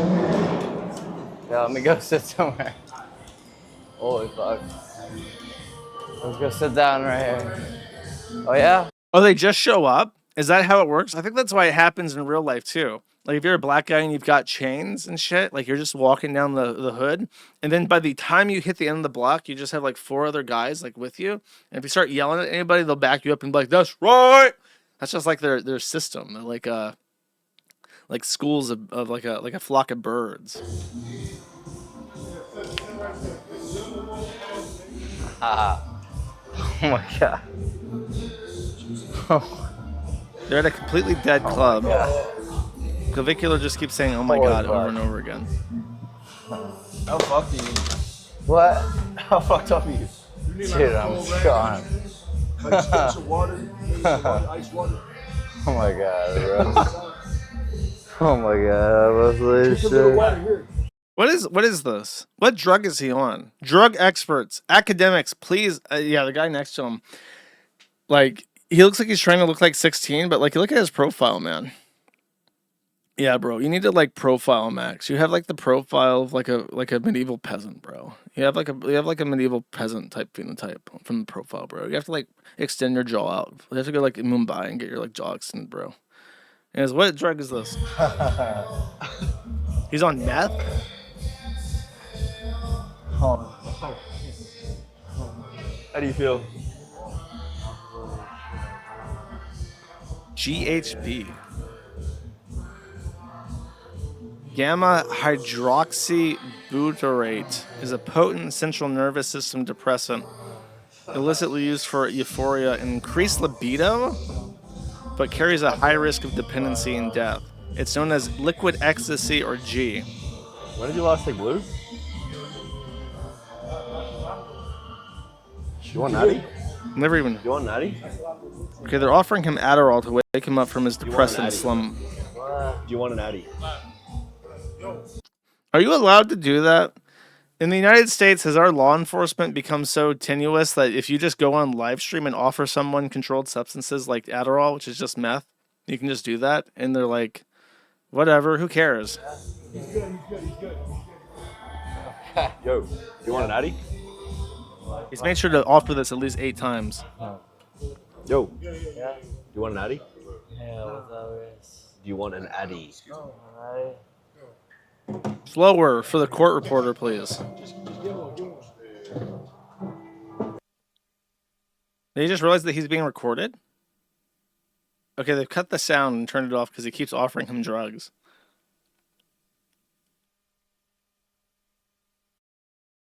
Didn't he go to the hospital recently too? This is after him getting out of the hospital, right? Is he just going to die from drugs? Like, is he so stressed out about his felony crocodile shooting or alligator shooting charges that he's just going to, like, OD on fucking GHB or something? So he OD'd, and then this is him after the OD. He just turned 21. Dude, he's so dead.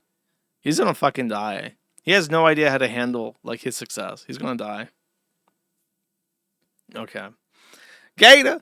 I'm sorry. That'll be his last words as his heart explodes. Like, Gator, I'm sorry, Gator. And then boom, it'll just blow out of his fucking chest. Blood everywhere.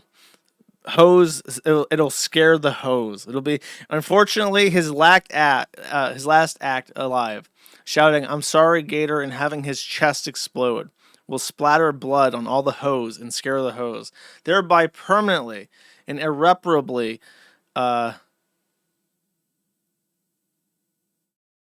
I can't think of any combination of mogged or maxed to complete that sentence. I just can't do it. My unk is showing I'm incapable of completing that joke with some sensible, logical train of thought there. L, I know. Gator mogged? What is it called when you scare the hose? Death maxing? The final mode. No, it has to be some kind of follow-up for when you scare the hose, which is another Zoomyism. It's what they call it when you act cringe or something, and the women disappear from the party because they got scared. Oh well. Unk is cooked. Ickmaxed. He ickmaxed and scared the hose. Okay. Oh, he overdosed from Fent, probably from a lace pill. Rescue 16 trying to respond. 20-year-old male overdose. 900 South Miami Avenue. 900 South Miami Avenue. Rescue 16 trying to respond. 20-year-old male overdose. 900 South Miami Avenue. 2045. Okay, so that's the dispatch from the. Okay, and that's why he went to the hospital. He did OD. He went to the hospital and he got out of the hospital for OD. Here he's getting carried. That's why you need beefy brown men so they can carry your drunk ass downstairs. Oh, dude, all of his fellow streamer buddies are just carrying him. They're live on Kick. They got their phones out, recording their buddy getting carried by the beefy brown men to the hospital. There's your friends. They're like those little birds that pick parasites off the ass of a hippo or whatever. You know what I mean? Or a rhino. It just sits there picking at them.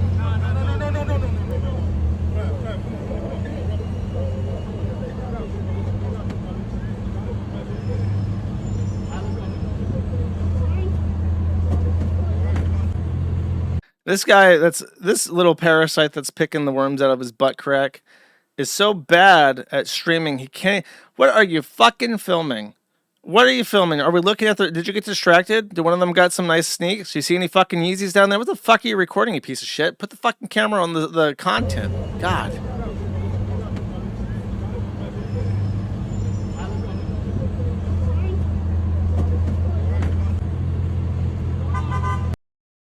Clav is like not even secretly on steroids. All he cares about is looking attractive. He doesn't care about like health or anything. Obviously not.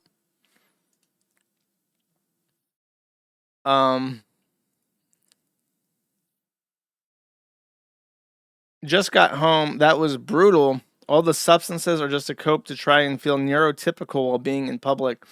But obviously that isn't a real solution. The worst part of tonight was my face descending from the life support mask. So he got like... Your face descending from... What the fuck does that even mean? Just autist max in public. Who gives a fuck what others think? If I wasn't a live streamer, I'd agree with you.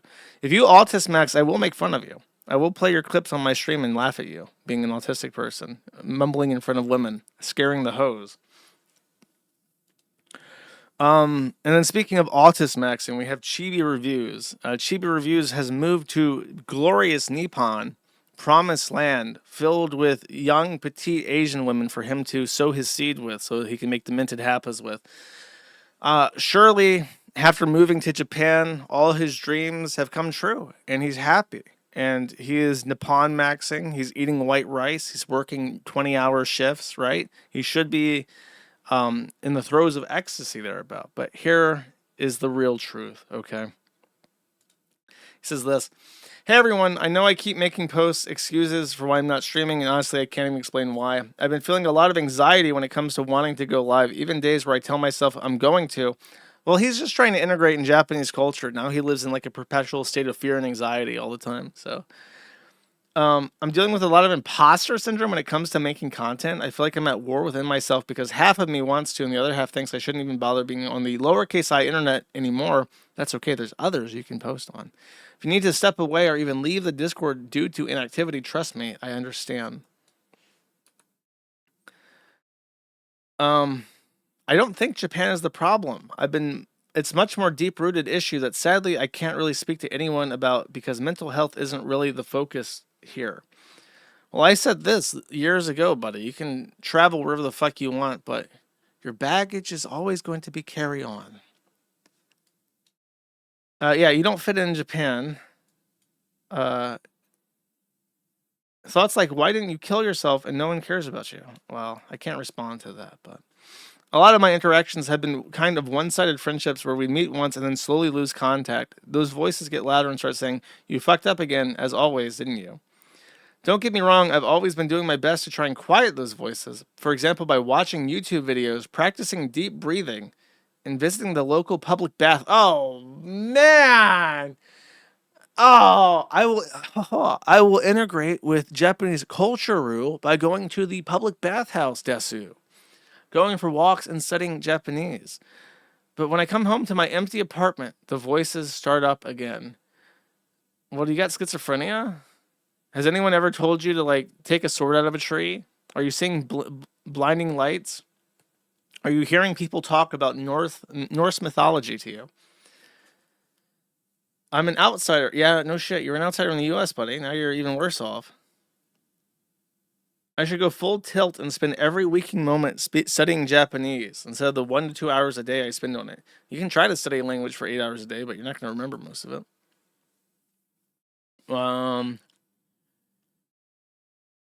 I'm holding back tears writing this because I honestly just carry all of this on the inside. Being an autistic person living in Japan struggling with mental health is definitely not the easiest thing I've ever done. Not for the faint of heart, that's for sure. I feel like there has to be some groups like that. Yeah, there's definitely like expat for autistic people groups in Japan. I think I knew this guy who lived in Tokyo. He was really big into like reverse engineering old CPUs and stuff. Definitely kind of autistic, definitely kind of weird. Maybe no wait, I can't hook you guys up. Sorry, never mind. That's a dead end.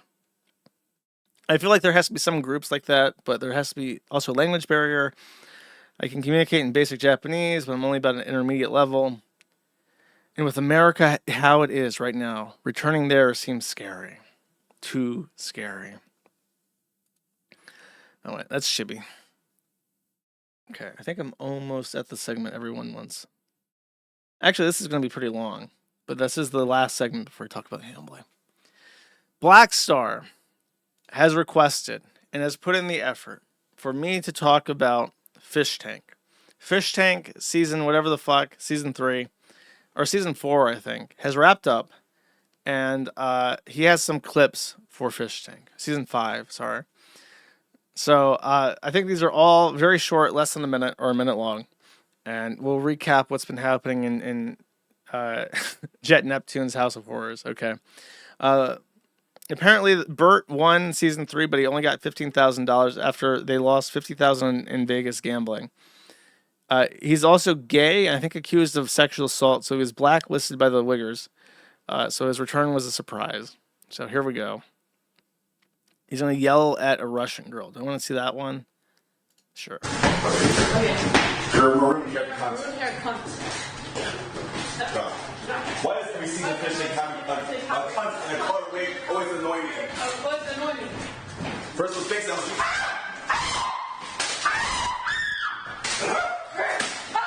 yeah, bitch. You think Bert's an actor?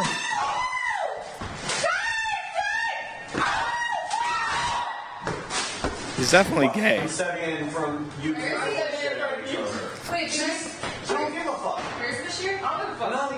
Okay, here, I got a pitch. Next season, season 6, you got to branch this out to Japan. And you have to find autistic expats living in Japan. And then put them together in a 2-bedroom apartment, which is an absolute luxury penthouse in Japan. And just have them fight each other like this. I feel like that'll work out. Okay, Patrick S. Thompson, let's hear this.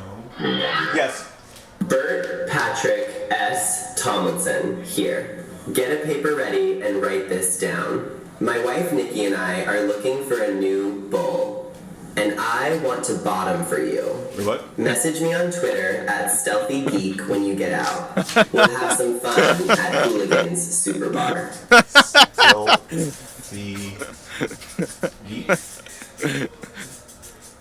Okay. On Twitter. You will do it. Okay. He gave an inward pass to Bam Margera. Okay. For an elimination challenge between Bashir. Okay. I'll save it. Look, I have something really funny related to the fish tank stuff after I play through this. But Bashir is the Muslim ginger guy. They had to roll a watermelon around the house blindfolded, and Bashir had to pray just before it started.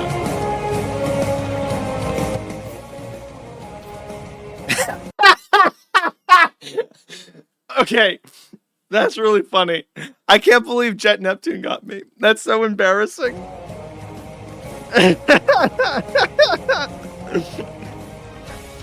That's the most embarrassing thing that's ever happened on this stream. I laughed at Jet Neptune for something. Blaine is asked about Sneed and Feed. Okay, no. Thank you. Ugly, retarded nigger. Thank you for the rose. ASO said that Russia was. A journo from Wired came in and was told this by Blicky. She's been on the show before and plays a hilarious character. I want to see characters. Do I really want to play this, Black Star? The finale was between James Drake and the twins. He beat out Bashir with the Watermelon Challenge, and they won immunity by winning a game of Jeopardy by correctly answering the final question about Family Guy and doubling their points. This is not what Jet Neptune wanted, so he had planned a finale between Drake and Bashir. The finale was done intentionally to have an equal amount of points between them at the end to make it seem more competitive and intense.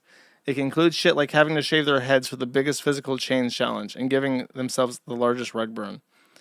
So the most difficult challenges, according to this, was the Hurt Burt challenge. Watch the whole clip. I will consider that. The Piss Yourself challenge. Maybe Camille could have won that one. And the Shit Yourself challenge. Okay, I gotta know, did they really shit themselves? Back-to-back wins for James Drake! Wait, did he really shit and piss himself, like, on command?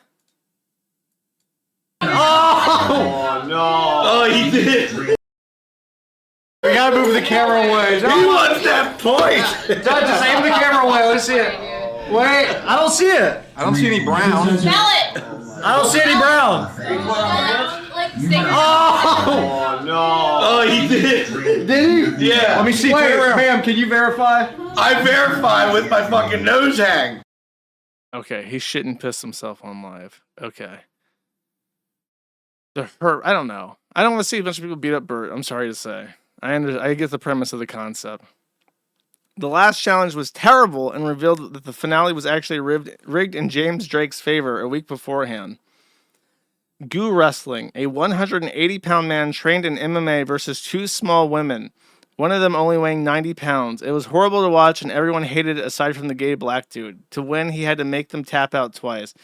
So he just put the 2 retarded girls on my fingers, oh I love making goo. Goo makes me happy when I make it. This is just like mentally retarded people abuse at this point. This is worse than the Kiwi Farms shitting up, dude. Okay, I'm done with this. I'm sorry. Okay, here's the real funny part. Okay, I apologize to all of you who are not fish tank inclined. Okay, yeah, Jet was definitely jacking it to this. I know how that goes. Okay, I know what he's up to. Here's what came about this. I don't know when this happened. Okay, but at some point during the end of Fish Tank, after all the fish people were hanging around, bored, I guess, because the retarded girls got choked out, and they're very upset about this. One of the Kiwi Farms users, a user who has been around for 5 years, decided that she would contact the Ginger Muslim off stream. And immediately after doing this, she was doxxed because her Twitter profile that she, I guess, told people was hers after Bashir talked about it, linked to everything else she's ever posted ever. So, here is Meiwaku, who I don't even think I have an issue with. She's like an anime retard that participates in the private anime retard DM groups. I think she's a friend of Toji, who was recently banned for being a lolicon. And I'm afraid that I'm probably going to have to ban her. In fact, you know what? I think we're going to have to do it live. Let's see, where is it? Because I can't show this. But one of the things that people found about her while digging around, sorry, I have to log into the admin panel over here, was that she has a Pixiv. You don't know what Pixiv is? Pixiv is like, I want to say Japanese Instagram, but that's not really correct. It's something uniquely Japanese. It is a art site, kind of like DeviantArt if DeviantArt hadn't completely collapsed. It's an art site mostly for Japanese people for sharing anime-style art. And you can probably already guess where this is going. Meiwaku had a public profile where she tried to do commissions, but she also had all of her bookmarks public. She is supposedly like a lesbian and but like bisexual or something.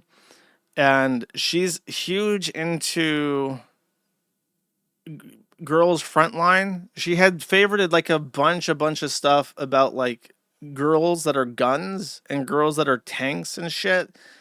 And they were all at least I call this my Sussy Baka scale. Okay, Sussy Baka scale is like the girl from Lane and the blue-haired girl from Lucky Star. Like that's like a 9 or a 10, okay, in the Sussy Baka scale. Whereas like a 0 would be like JoJo from JoJo Bizarre's Bizarre Adventure, where like he's technically 17, but he's obviously like an adult man. So I have a Sussy Baka scale, and everything I saw from the bookmarks page was at least a 5 out of 10 on the Sussy Baka scale. And what's more is that they were all like in weird BDSM poses.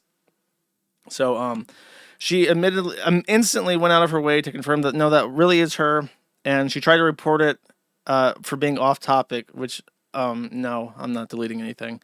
And then her bookmarks, she deleted all her bookmarks in real time to the point where the fish tank chat was talking about how they could see her bookmarks being deleted. She apparently deleted like over 1,000 bookmarks within like an hour.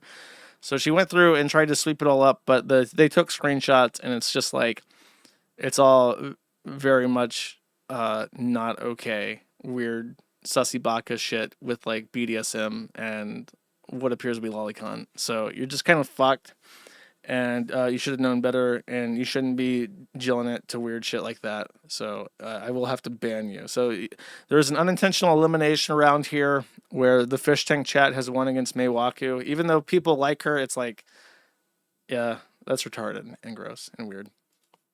So L. All right, next. Hambly. Hambly. So let's recap where we were last Friday. Let me try to remember where we were last Friday. I want to say that it was last week that, or even last Friday even. Was it what? Was the clip channel taken down? Like, the clip channel was gone by last stream, right?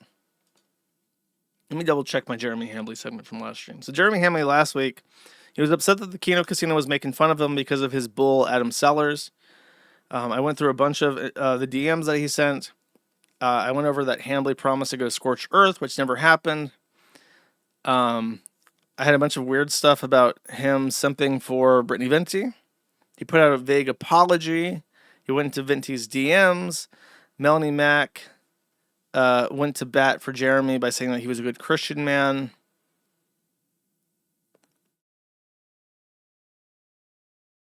Did the deplatforming didn't happen by then, right? It happened like over the weekend. I think it happened after the stream, right? Okay, then I have to talk about the deplatforming. Right. Okay. Sorry, I'm trying to remember because I stream at a weird time. So the deplatforming hadn't happened yet. After that stream, there was this kind of build up happening, and it was immediately after my stream is when this happened that Hambly did successfully take down the Kino Casino Clips channel in the exact way that he would promised he would do it, but in a weird roundabout way. After it was brought to his attention that Andy Worski was not banned on YouTube, he suddenly was struck with a bunch of hits all at once, which banned his YouTube channel. And that in and of itself, even though it was a dead channel, is really terrible. Because if you don't know, Andy Worski has been around for a very long time. Andy Worski is like a pillar of this weird internet bubble. And like him or hate him, he's been around for fucking aeons. And there's so much weird, forgotten shit that was on his channel that was lost when he got banned the first time. And so by deleting his channel, you're not just like banning Andy Worski, who doesn't use the channel.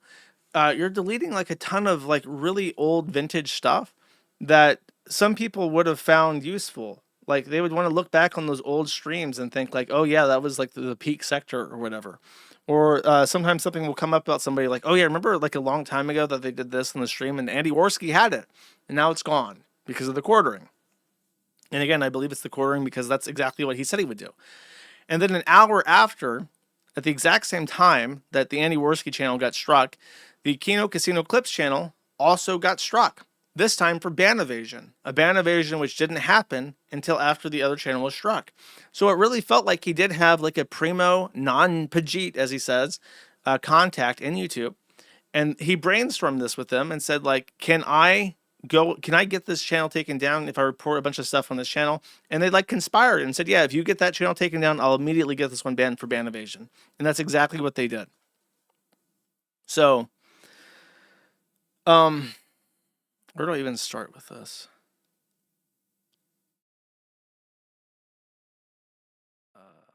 Sorry, let me just find my place real quick. Okay, so illicit clips got a strike. I think this happened even before. No, this happened on Monday. Illicit clips got a strike for, I guess, a clip of Matt at the Internet. That's what it looks like to me. So she put up the unredacted, the editor, out of an abundance of caution, redacted a bunch of stuff regarding Adam Sellers, the bull, who, if you don't know, is this Wisconsin Jewish guy who is active in the Milwaukee hot wife and swinging community, who does bisexual cuckold play with other couples, and who just so happens to be convicted of domestic violence, had a former injunction against him by a family member, and also happens to be the 10-year-long best friend of Jeremy Hambly, who comes over to his house all the fucking time. If you talk about this guy on YouTube, you will be struck down. You will be banned from YouTube. And that's why any mention of him was taken up by the editor on my channel. However, for the illicit clips, she did not censor anything, which is her risk to take, and she got struck for harassment and cyberbullying for content that contains unwanted sexualization that isn't allowed on YouTube. How the fuck that applies to anything that I said about Jeremy Hambly, I don't know. Every single woman in that video was being hit on by Hambly, so I don't know if they reported just that or what the fuck is happening, but the channel got struck. Then this other channel got struck for the exact same fucking thing. Kata, who, I mean, this is racist as far as I'm concerned. This poor brother trying to make a living in the clip game, which is a hard fuck game, hard knock life, yo. Says, our news stream over at New Blackstreet just got taken down for harassment and cyberbullying. The timestamp provided was for our outro, where it's a joke we make during the stream about ourselves, and there's no bullying or harassment present. So someone is going through the streams and reporting weird avant-garde shit to get it taken down, and for some reason their reports are super effective and actually work. Hambly then announced that he was quitting alcohol. Let's hear what he has to say. I also hard cut alcohol on my birthday too. So I mean, that's it's been 2 days, but Good job. yeah, but I'm just doing a hard cut, complete cut. Look at Hannah Claire's sadness. Unfortunately, Hannah Claire is losing the mandate of heaven. Everyone has been very, very kid gloves with Hannah Claire because she's the daughter of her last name is Brimelow, and her father is like a proper libertarian free speech guy. And everyone has just assumed that she's got a kid, she has a second on the way, she just has to do things to make ends meet. But like at this point, it's so bad that the kid gloves are gonna have to come off for fucking Hannah Claire at some point because she is complicit in this shit. Melanie Mack, fuck her. She's disgusting. She's used up. She's fucking old. She's almost 40. And she's still dressing like she's got some kind of complex. Like, you're not a 16-year-old girl discovering herself. You don't need to dye your fucking hair red. She looks like she does heroin or something. I don't know what the fuck's wrong with her. She's like a proper whore. And I heard the rumor is that she turned super tradcath or whatever the fuck in her career because her first husband cheated on her or was like a closet gay or something. And now she hates gays, and that's why she became trad, was because, I don't know, she risked getting AIDS with her first husband. I don't know if that's true. That's just what I heard. But I have nothing nice to say about Melanie Mack. She tries to prop herself up by whatever's popular. She's going to dingle off this fucking guy's ass hairs like a little dingleberry for whatever amount of money he's paying her. And it's just like, you're not principled and you're a piece of shit. And I also tweeted this out and she blocked me for it, but I'll play it.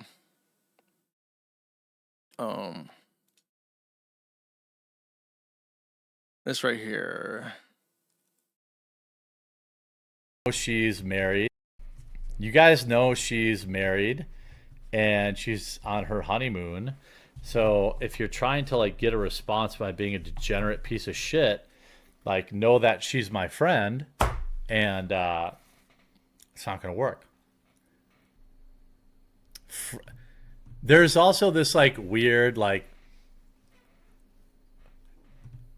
Jeremy's friends with a girl, so he's definitely trying to sleep with her thing. You guys all know I'm a boob guy anyway. It's like a totally weird fan fiction. I like my boobs, 2 scoops full. All right. So I love Melanie, but, as a friend, it's easy to do. She's great. She's a ride or die type of person. Do I think, to get back with the content. Well, the last thing I have to open right now is another Lorwyn Eclipse booster box. So then he goes back to talking about fucking Pokemon cards, whatever the fuck. So she's on her honeymoon. She's literally just married on her honeymoon. And her boss is on the internet saying, yeah, Melanie Mack, I wouldn't fuck her. Flat as a board. Really disgusting, actually, if you think about it. She's got the body of a 12-year-old Asian boy. Nothing there for me. And then he even says, do I think she's... and then he cuts out. And it's like, I think he was going to say, do I think she's attractive? And I think he was going to say something like, do I think she's attractive? Well, sure, I guess, but she's just not for me.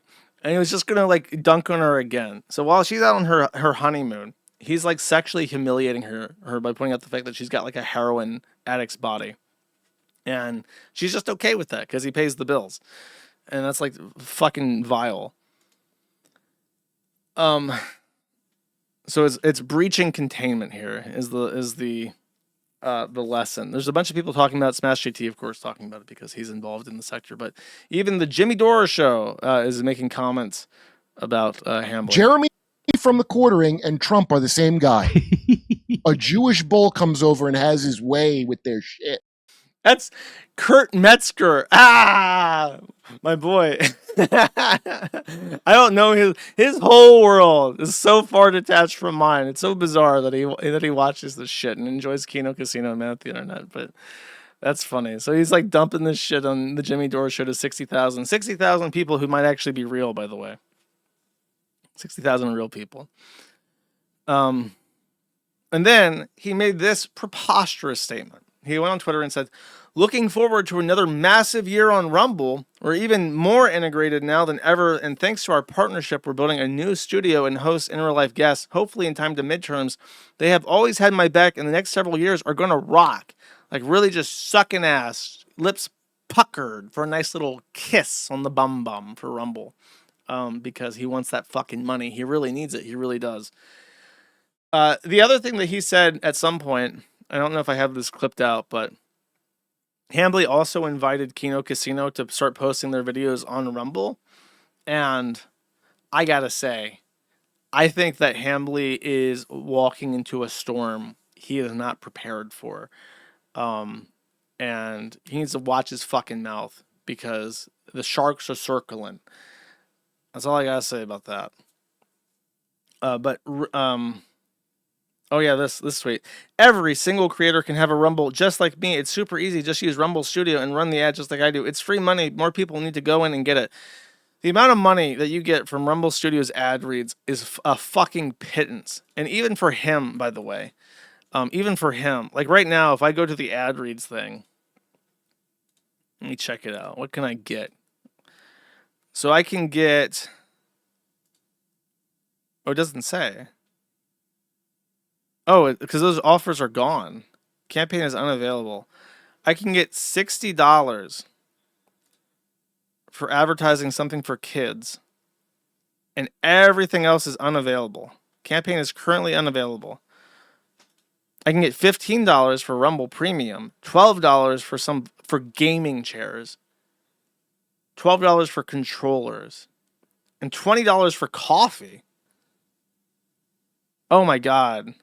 I don't really want to though, because it's I thought it would be funny because it's like Jeremy Hambly is doing coffee, but it's like, you know what? For $20, I'm not sure. Anyways, like I said, this right here, what he's doing here, he's playing with fucking fire. He doesn't even know. He can't even fucking comprehend that people have rights in this country. But he got blocked by Chris Pavlovsky. Chris Pavlovsky is the CEO of Rumble. And he said this. He said, no, I'm not taking sides. I don't get involved in creator drama. If I did, I'd waste my days dealing with thousands of Rumble creators. If YouTube cancels someone, take it up with YouTube. It has nothing to do with Rumble, which is not true because they're bankrolling the guy who's openly deplatforming people from YouTube while actively promoting Rumble. If someone on Rumble is for cancel culture, I don't agree with that, but that's their prerogative and their choice, which you bankroll. But I definitely won't fall to pressure by canceling them back. In fact, we welcome whoever got canceled on Rumble. YouTube is a bad choice to begin with. Unfortunately, it's the only profitable choice. You can't really do that. You can't really get people kicked off of a platform and then entice them to join another platform because that's probably impermissible. But both Chris Pavlovsky, the CEO, and Rumble and the Quartering have said the exact same thing. You got banned from YouTube, and we caused it in a roundabout way. Come to Rumble. So I responded to this. I said, you've literally taken my retirement money and given it to a fat necrotic reputational injury to the company, showing that when I first got money again from Rumble, I was going to put like 5% back into Rumble every time I got a paycheck from them because I wanted to support the company. Well, let me see what my next thing is. Let's talk about this now. So I had a spat with Chris Pavlovsky in public right before the stream. And I'll just read my tweets. So after he posted this, I said this. I said, recap of Rumble's free speech. 1, using path networks to DDoS, protect Rumble Cloud and Rumble Video. You previously gloated about ISP blackholing the Kiwi Farms. And 2, paying the Quartering over $2 million while he takes down channels and gloats about depriving a family of 7 of their income. If you don't know, Kino Casino's clip manager on YouTube is a guy who has 5 kids. So it's him, his wife, 5 kids, and the income that he was making from the clip channel, which they gave 100% of their money to, was over $100,000 a year, which is very nice. And so obviously that's pretty fucking despicable on its own. So I break it down and I say the first screenshot is Path Networks openly gloating that they deplatformed the Kiwi Farms. And they did at an internet backbone level. And this is the tweet.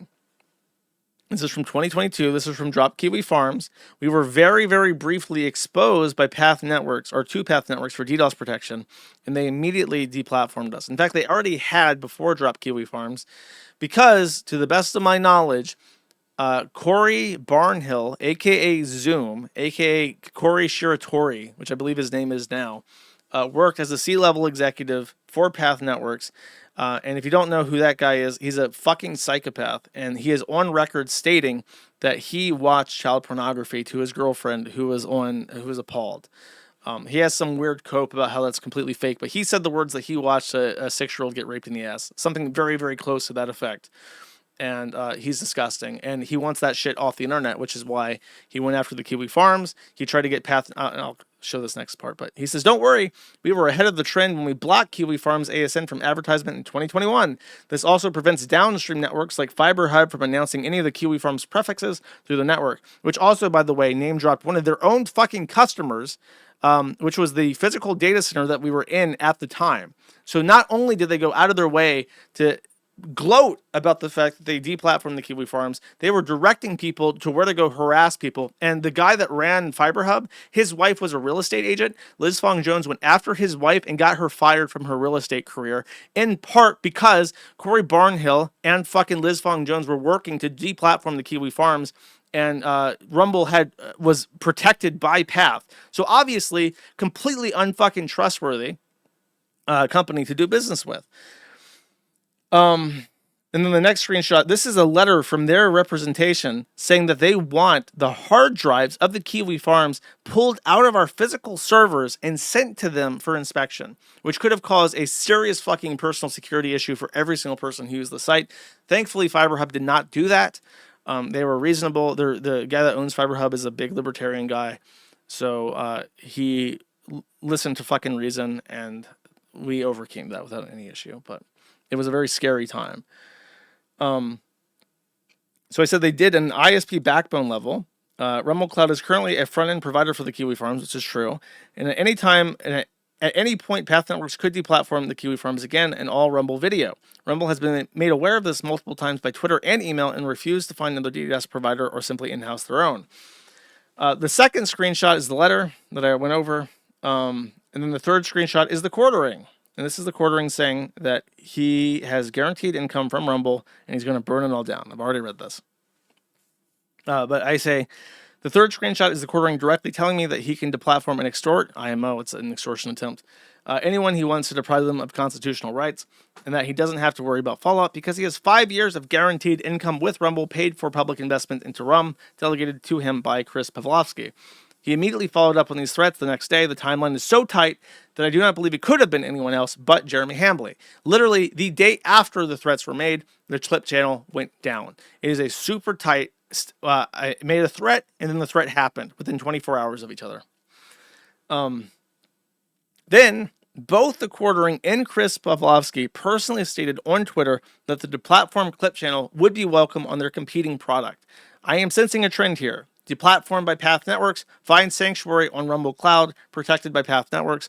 Deplatformed by the quartering, find sanctuary on Rumble Video, funding the quartering. I'm forced to assume that this is sanctioned activity and Rumble doesn't give a fuck about censorship, especially if it drives customers into their walled garden. And then he actually responded. This guy's a billionaire, if you don't know. This is the CEO of Rumble. And he is so high up on the food chain. Here's a picture of him with Elon Musk. I think that's Joe Rogan and the President of the United States, Donald Trump. It's just hanging out together. I think this is another Rumble guy on the left. I don't know.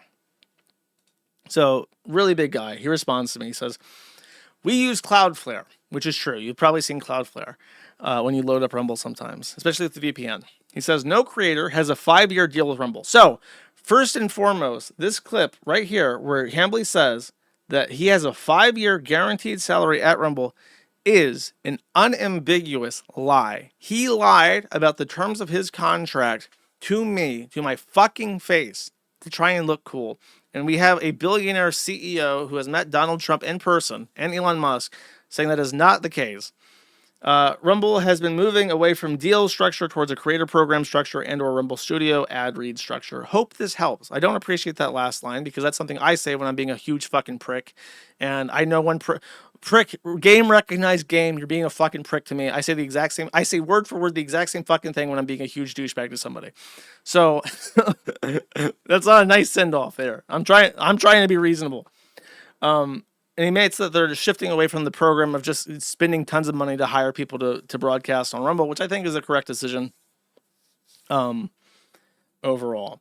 So then I reply to this and I say, you're either lying or you don't understand your product. And then I CC in Rick Ricella, who is the product manager for Rumble Video. And I say this: Cloudflare only protects the front end. You have an ASN and IP addresses. IP addresses must be networked. You use Path Network for network level DDoS, not Cloudflare Magic Transit. And this is the proof: Rumble to Path. You don't have to know what the fuck any of this means. Here's a box that says Rumble. Here's a box that says Path, and it points to it. Okay, origin, path. You understand? Does this make sense? Can you comprehend this fucking diagram? It's true. They still use Path. However, he actually replies to this as well, and he says, we use Cloudflare in the USA. We've been rolling off of Path for quite some time. If you're looking for a different market, then you might see Path in the BGP route you're seeing, but not for most markets, including the US. Feel free to DM me. So I got invited to DM him. I did. Let me clarify. He's right, actually. I've been observing this over time, and I've noticed that Path does not show up as much as it used to. However, I have a sneaking suspicion that they still use Path. There is a way in networking using something called BGP communities where you can put a little flag up on the internet and the routes will change. So if you're getting DDoS attacked, you can shift your BGP communities and it will start going through a DDoS filter. I think they still use Path, but only in case of emergencies and not for everyday transit. Probably because it also costs more to do that. But he did not explicitly deny that to me when I asked. I'm very happy to see them moving off of Path. And in fact, I encourage them in private to start their own DDoS filtering, because that's a genuine market that is sensitive to deplatforming because there's very little competition. What competition does exist is like Zayo, which was directly influenced by Liz Fong Jones to boot us off. And the other options, which are less censorious, are like Path and Sykes Network, which, hold up. Let me find this real quick.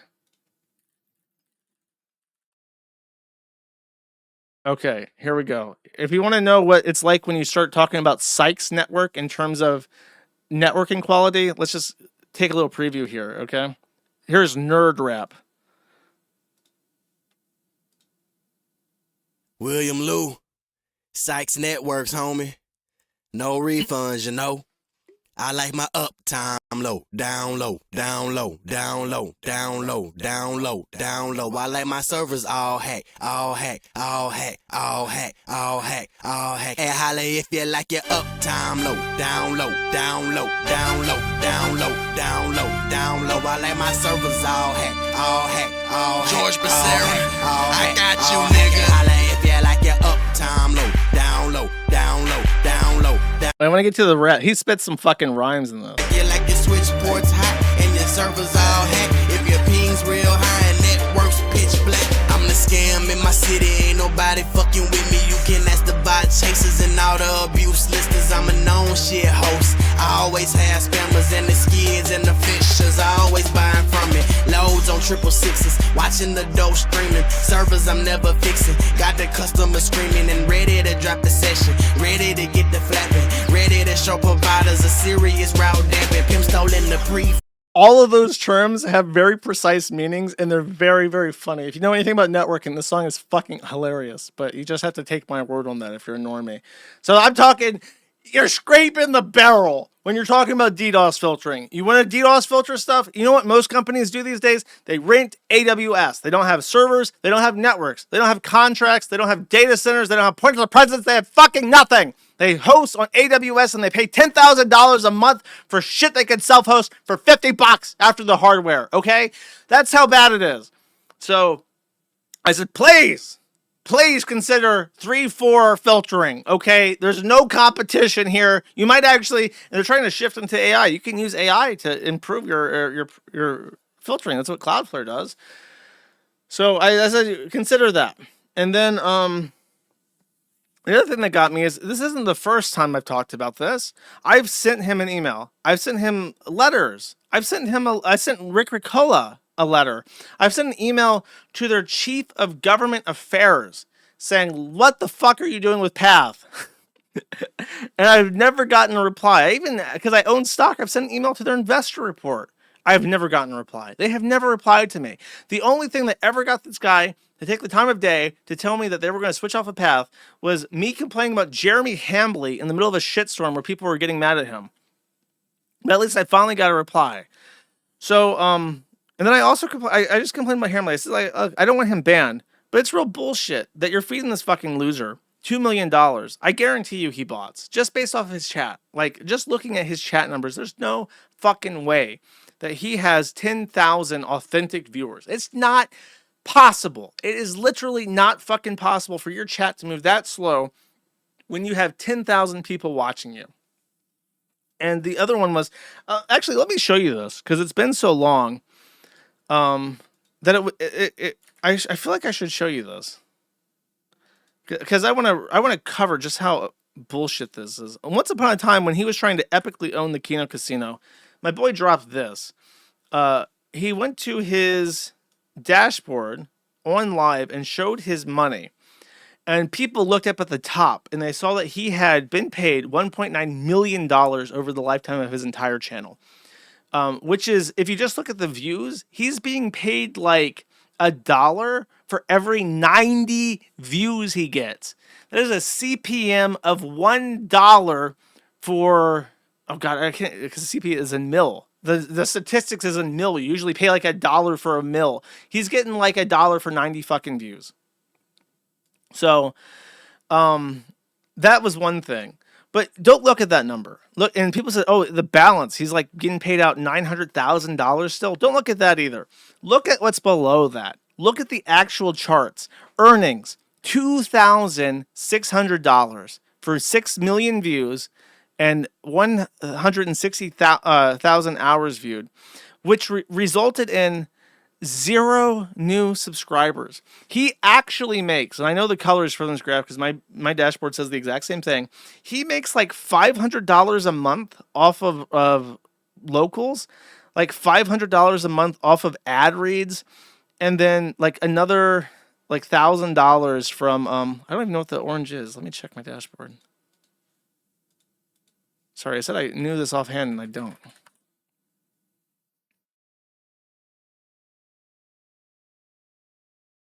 Dashboard.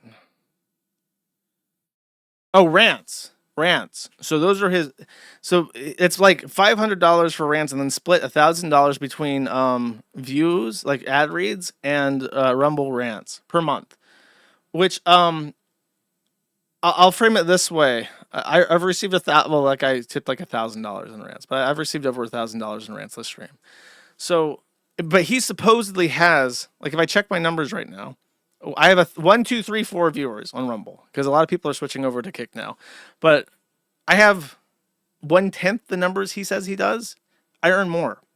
I don't know how to put that nicely without sounding braggadocious. I earn more than he does. Not counting the $2 million, $3 million of fucking gravy that gets poured on top of him from Rumble contracts. And it's like, what do you get from him?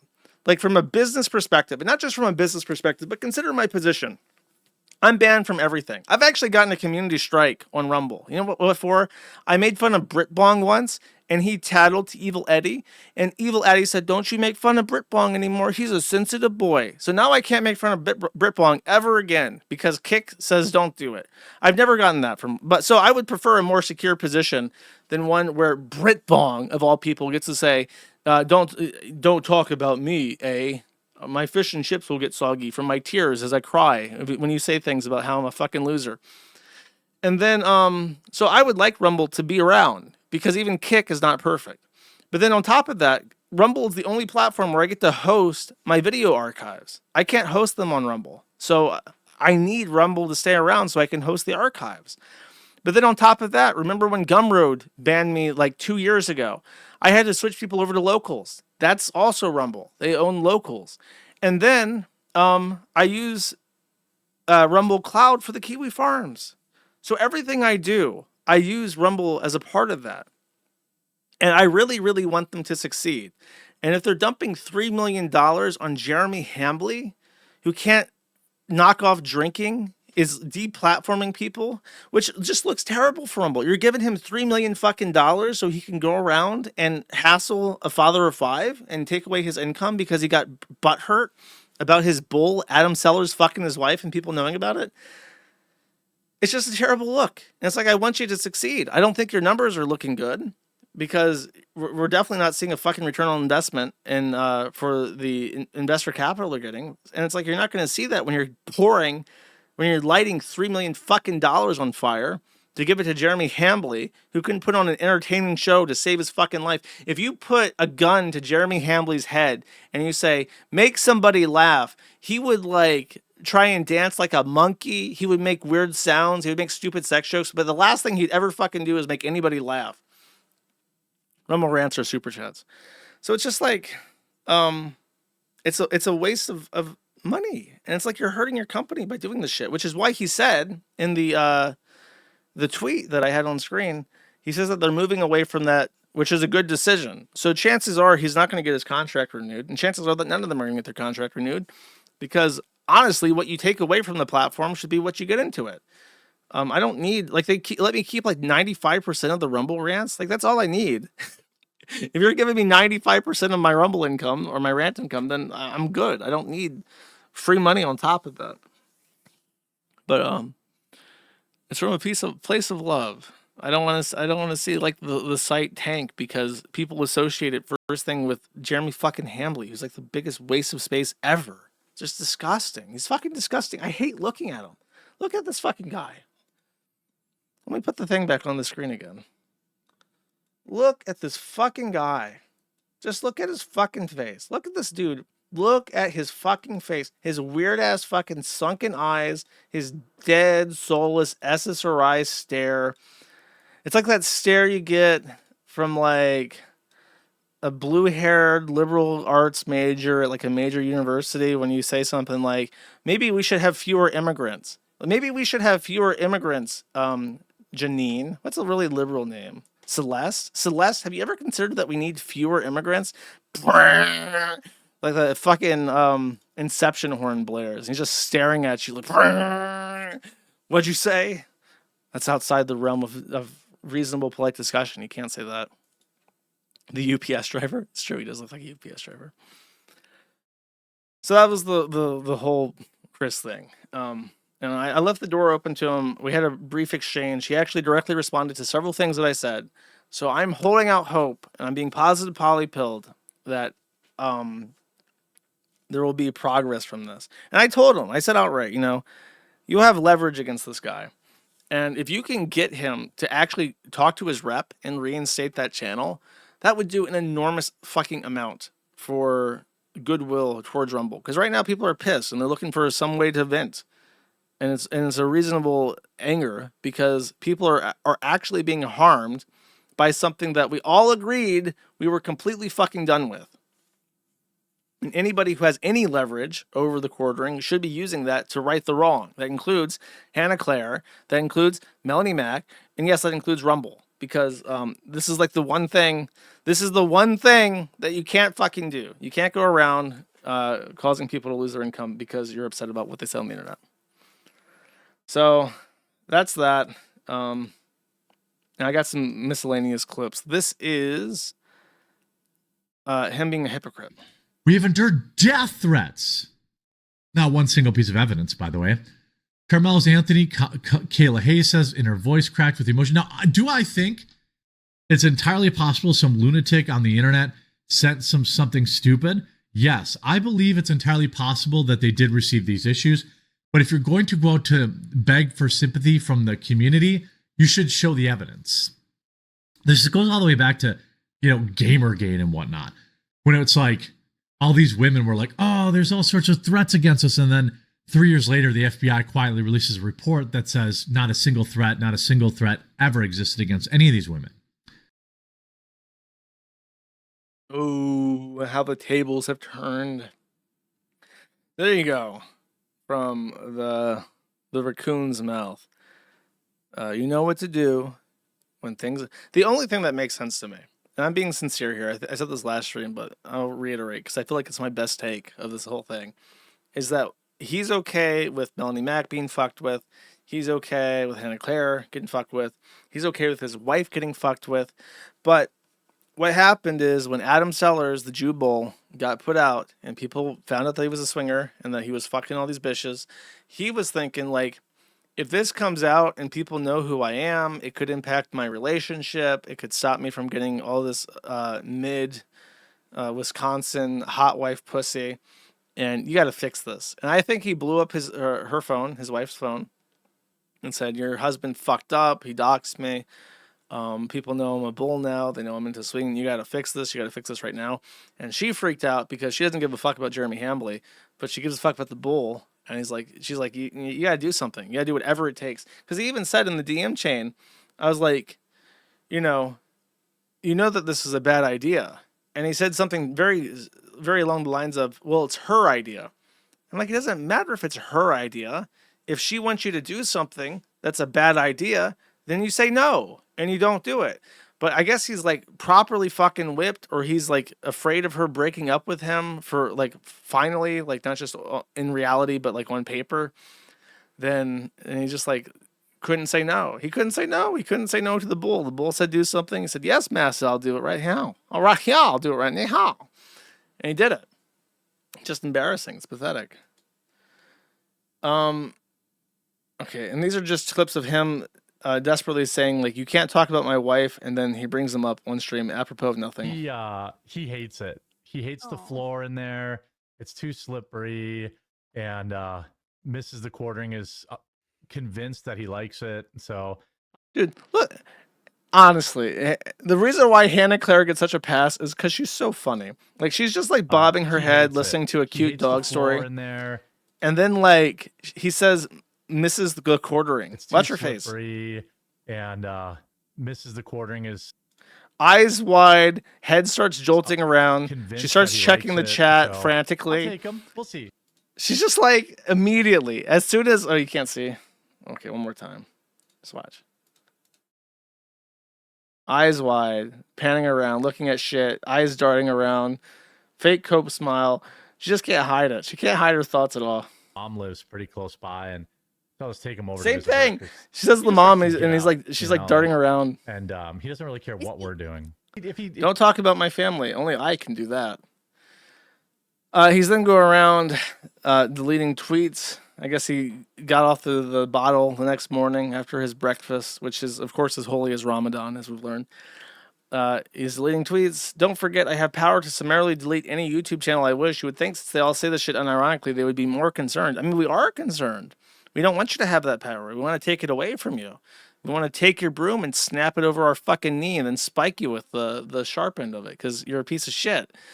I honestly can't say enough negative things about people who do this because it is such a betrayal, especially when it's the Quartering, especially when you're one of these people who is anti-censorship, anti-woke, anti-all this shit. But the moment it inconveniences you, then you're gonna fucking snap and you're gonna start deleting shit and you're gonna start hurting random people you don't even fucking know. You just can't take it. You can't take how your life is fucked up and how it's your fault. Okay, this is Stuttering Craig, and he is calling out the Quartering. Okay, so this is the next frontier, and honestly, I don't know how I feel about this. I don't know if we should go full fatwa. But I'm just going to put it out there that Jeremy Hambly's views these days come entirely from his shorts. He doesn't get any views on his main videos because his videos suck and nobody would ever fucking watch them unless they had no alternative, which was the case before censorship kind of sort of lessened up after Trump got into office. So Stuttering Craig from the Side Scrollers podcast pointed out the fact that Hambly is basically engaged in plagiarism. Let's see what he has to say. He is who he is. He has shown who he is through all this right here. And this person says, and yet somehow amidst this drama, he seemingly managed to get 10,000 subs in a single day on Monday right here, kind of shoving this in our face, right? Which I think is great. Fucking A, awesome. And so I went into a Social Blade and I started doing a little bit of digging. And let me tell you this right now. The Quartering doing great right now. Look at the views here on a day-to-day basis. Day-to-day basis. I mean, this is quite spectacular. Quite spectacular here. But this just didn't really line up to me. I was curious because I went in and I looked at his videos over here, and for a guy with 2 million subscribers, he's getting between 10 and 50,000 views on a video. That does not add up to all of this over here. It does not add up to 1 million views a day. So I thought to myself, how is he doing this? Then it dawned on me, shorts. Shorts is how he's doing it. Can I show you one of his shorts here? And this is all going to tie together here. This is a short from the Quarterings channel. But what are the oranges for? Well, I bet it tasted good. Let me know what you think.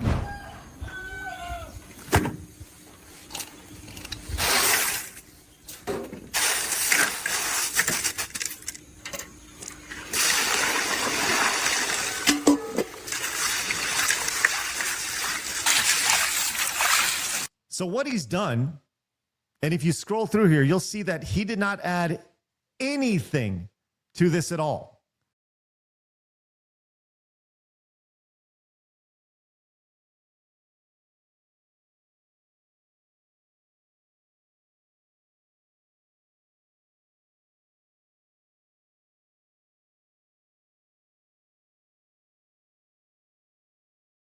Sorry, I muted myself.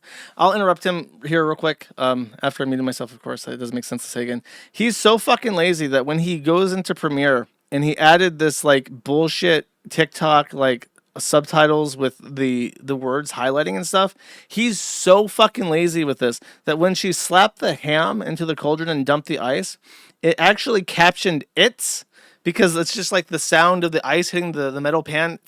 Sounded like that, and it transcribed that. And he's so fucking lazy. He didn't even go through and bother to delete the subtitle for the ice sound hitting the pan and just left the word "it's" sitting there the entire fucking time. That's how fucking lazy this shit is. And if you scroll through here, you'll see that he did not add anything to this at all. Not a single bit outside of an intro. Who cares? I will explain. His watermark on this short here. He added literally nothing, but this is not a standalone thing. Let's go to more. What are the orange? We can go check out more of his shorts, and you'll see how this absolutely. Oh, okay. So here is the thing. I wonder if let me pull this up on my own because I have an idea. That was an asshole, and I am. Well, let's just talk about this real quick. Let's just brainstorm something. Let's go to shorts. And watch some Jeremy Hambly shorts, okay? As you can see, he's published 6 new shorts of other people's content since that one, which had 200,000 views. Birthright citizenship is a total scam. Look at this fucking soulless, ugly troglodyte, fat, raccoon. Democrats will fight harder for the baby in the womb of an illegal to become an American citizen than they'll fight to save a baby in the womb of an American. Just reading off the script, stumbling over his line. The Democrats will be fighting the baby in the womb of the Americans. Baby in America. It's like just like absolute fucking garbage. Can't even enunciate. Can't even bother to enunciate. Probably because he knows he has to make this last exactly 10 seconds or some shit. So he's trying to fit this in 10 seconds. Check this out. Let me know what you think in the comments. During the hearing of the Supreme Court and the amendment for birthright. There's already subtitles on this, and he's subtitling it again because he can't be fucking bothered to turn it off. I don't even think he's watching these. I think he's just like ripping them off. He's not even listening to them. Air travel used to be a classy thing. It's hard not to love her. She's work and this yeah, dude. I'd say she's. Where is he getting these from? Because the TikTok is like he's getting them off of not X. to love her. Yeah, that's why it's like marked with X. A lot of people. He does this because the TikTok thing would show up otherwise. Oh, there's like that. Okay, here's my thought. Okay, no, it's a. Bro. Oh, he's defeated me. He's too clever. This. Here's what I was going to suggest. If anyone wanted to be a fucking asshole, they could look at the TikTok credit and notify that channel that he's just ripping their shit off. But he's one step ahead. He's ripping the shit off from channels that you can't even identify because they're not from TikTok ordinarily. I was thinking if he does this for every fucking video, if 3 people who have these clips file a DMCA, that's it. The channel's just gone. That's an avenue that exists. And apparently it's all above board because he's harassing people. He's harassing a family. He didn't leave the Clippers channel, the family out of it.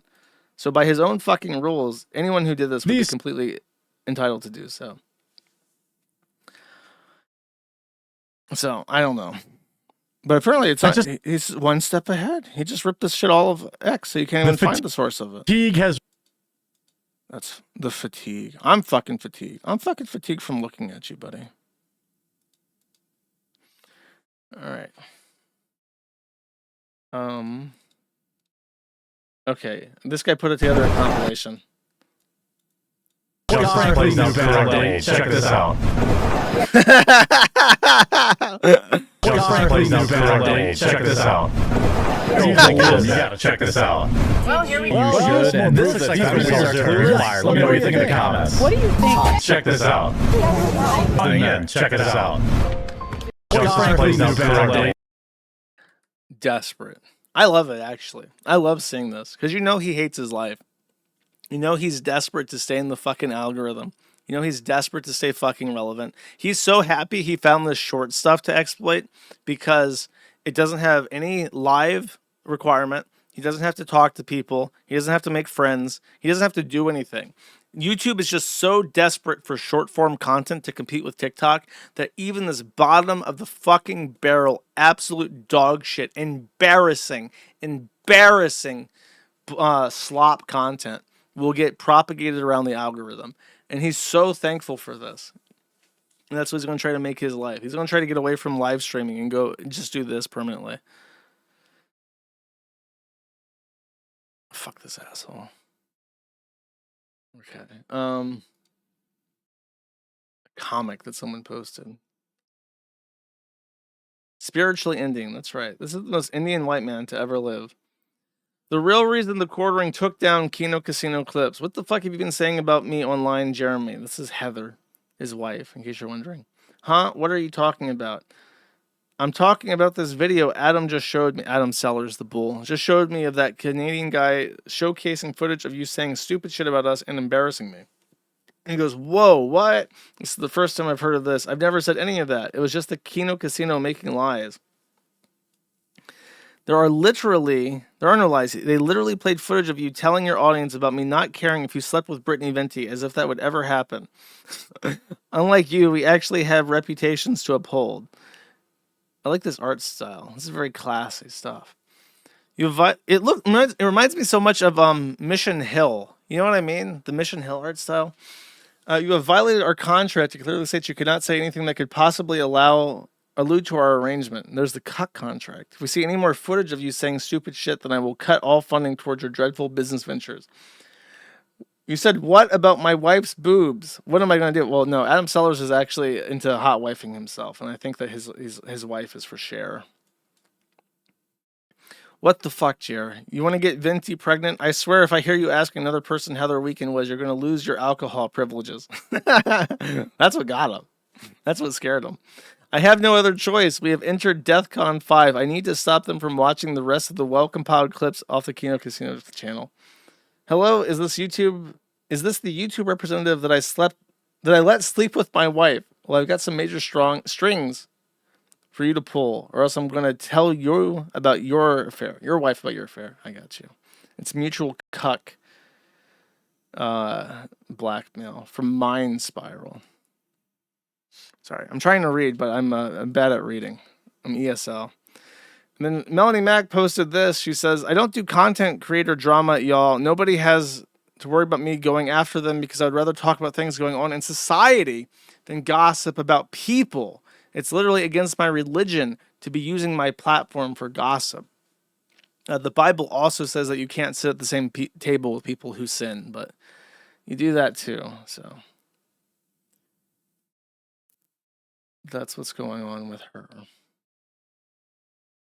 That's the Hambly segment. Did I miss anything? PPP, as I mentioned at the beginning of the stream, has been on break. So This has just been the week where he actually gets a little bit of a reprieve. You don't have the Kino Casino banging the drums on Kick, but they're coming back. They're coming back, chat. A food break.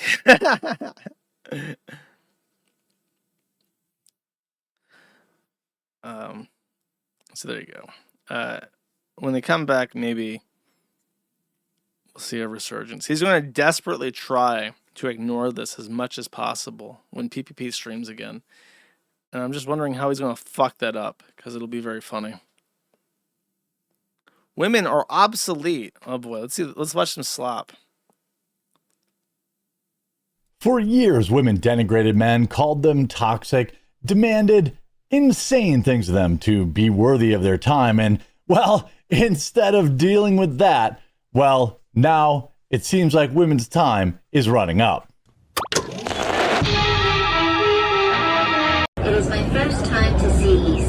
Everything is amazing. Ooh, you're a real dreamboat. Billy everything. So one of the trends He's waiting. He's waiting down for the day. Wait, he's just doing. Oh my god, he's doing the.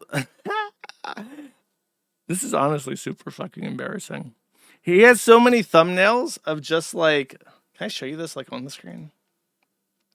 Yeah, just like Coomer clickbait. Like you have women, you got cleavage, you got sex robots and shit. Look at that. Oh, 828,000 views positively rewarded. You're gonna get a second one of this.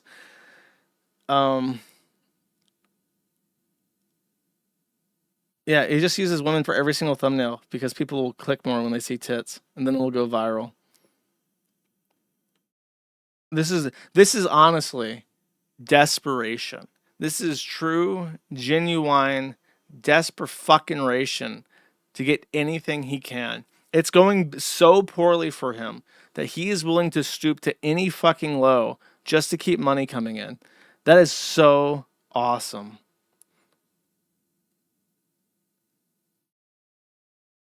WNBA's dildo war. Picture of woman showing midriff. Sydney Sweeney cleavage. Another Sydney Sweeney cleavage. Dude, this is so fucking slop. And every single one of these is somebody else's content. Like every single fucking one of these is just some other clip he stole. Oh, look, he got $1 million with this. She'll be dead in days. She asked what my favorite food was, and I said tomatoes. I don't think it's tomatoes that made you this way, but of course in modern society... You're one to talk, and look at this. Look at how... Wait, hold up. If we open this one... Well, this is... He's like all the way zoomed out so you can see his body, and then for the clip making fun of the fat bitch, he's like super zoomed in so you can't see how big he is. That's so embarrassing. It's everybody else's fault but your own. Yeah, you're one to say that shit, bud. Oh my god, he's been doing this for so fucking long. That is crazy. That's funny. Woke teacher makes huge mistake. It's fucking over for this guy. It's fucking over for this guy. Here's what's going to happen, okay? Here's the gay op plan. Everyone huddle together. It's like a football huddle. Put your heads together. All right, team. We're just going to keep A-logging this fat faggot. It's going to cause him stress. He's going to keep drinking. He's going to keep mixing depressants and SSRIs. He's going to fucking lose it. He knows he can't take one day off. If the slop factory stops, he loses all momentum and algorithm juice, chat. All right. Hoorah! Now you got to go out there and fucking A-log as hard as possible. All right. Awesome. He knows. He knows 1 day off, 1 second, one blink. He can't take a week off like PPP to just enjoy some time to himself because the fucking money just stops and it will never, ever come back. Happy for him. Oh, one last thing. One last thing. Since I have unusually good viewer numbers right now, I figure now would be the time to... Oh, wait, no. I got Ralph. There's more. Okay, great. Ralph won against Matthew Vickers in his anti-slap case. So here's what happened with this, okay? Matthew Vickers ran out of fucking money. And a long time ago, he filed like a defamation IIED, which is just the worst tort in the entire... I don't think anybody has ever won an IIED tort, ever. It's intentional infliction of emotional distress. If you're like a pro se litigant and you're trying to find some bullshit claim to throw at the fucking wall, they always go for IIED because it's literally just a common law tort for hurt feelings. And you're basically saying, my feelings are so hurt and the defendant acted so mean that I'm owed to implicit damages. And it almost never, ever wins. The only way... Like IIED, like an example of a real time that tort actually applies is if you like kidnap someone's child and tell them that the child is dead, and then they can sue you for emotional distress. Like that's the level of emotional distress that's required for that tort to apply. But Matthew Vickers was offended by Ethan Ralph being Ethan Ralph and sued for that.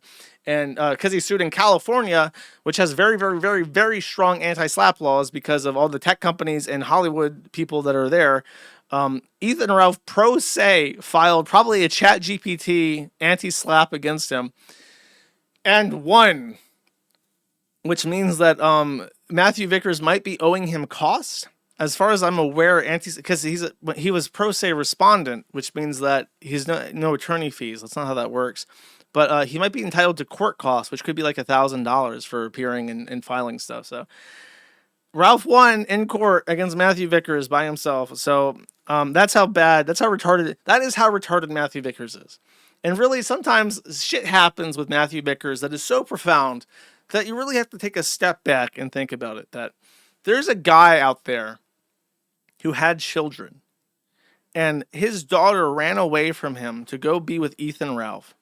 And despite being told outright by yours truly, this is another fucking idiot, where it's like I told him, like, you're threatening her, and she's obviously getting away from you to try and insert independence, to be her own person.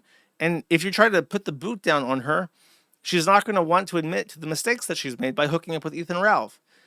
And if you're threatening to cut her phone off, that's the last thing you should ever cut off. If you have an estranged daughter who you want to come back home, the last thing you want to do is take away her ability to call you to get a flight back home.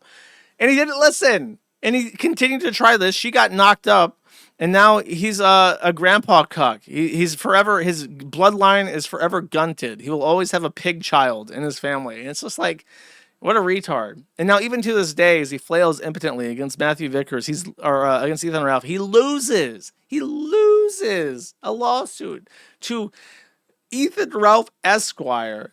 Like, what a fucking idiot. I don't know what the fuck this is. Let's watch it. And it's stupid. I'm saying that everything that you've done compared to what I've done. Motherfucker, do you know where the fuck I'm from? Not some playground, Las Vegas shit. I'm from a place where they cut your fucking limbs off and throw you in the goddamn Kroger dumpster can. Fuck off. West Memphis, Arkansas is a rough place. I believe it. Nobody cares. Nobody gives a motherfucker. Paid to fist someone in the ass. I have. Okay, well that's your fucking... She is so awesome. Just like her association with Ralph is the funniest thing that's happened to Ralph in like a decade or more. He's like, you know where I'm from, bitch. They'll cut you into little pieces and feed you to the fishies. And she's like, I'm taking a fist up the ass. I can handle anything. Like, how do you respond to that? Can you handle a fist up your ass, Ethan Ralph? I don't think so. That's pretty tough. Hey, to fist a high. Okay, well you're a fucking loser. You fisted somebody in the ass. No, but it was... Okay, you're sick. You make me sick.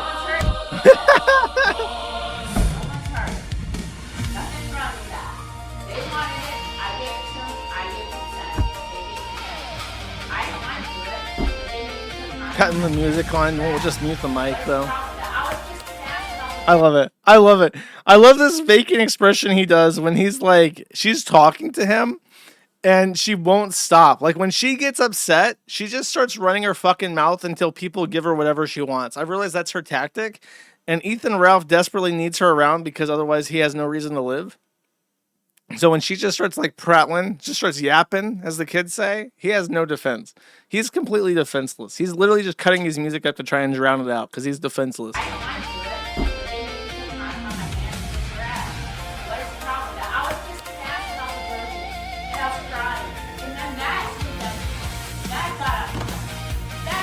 I broke my mouse as well. He's mouseless.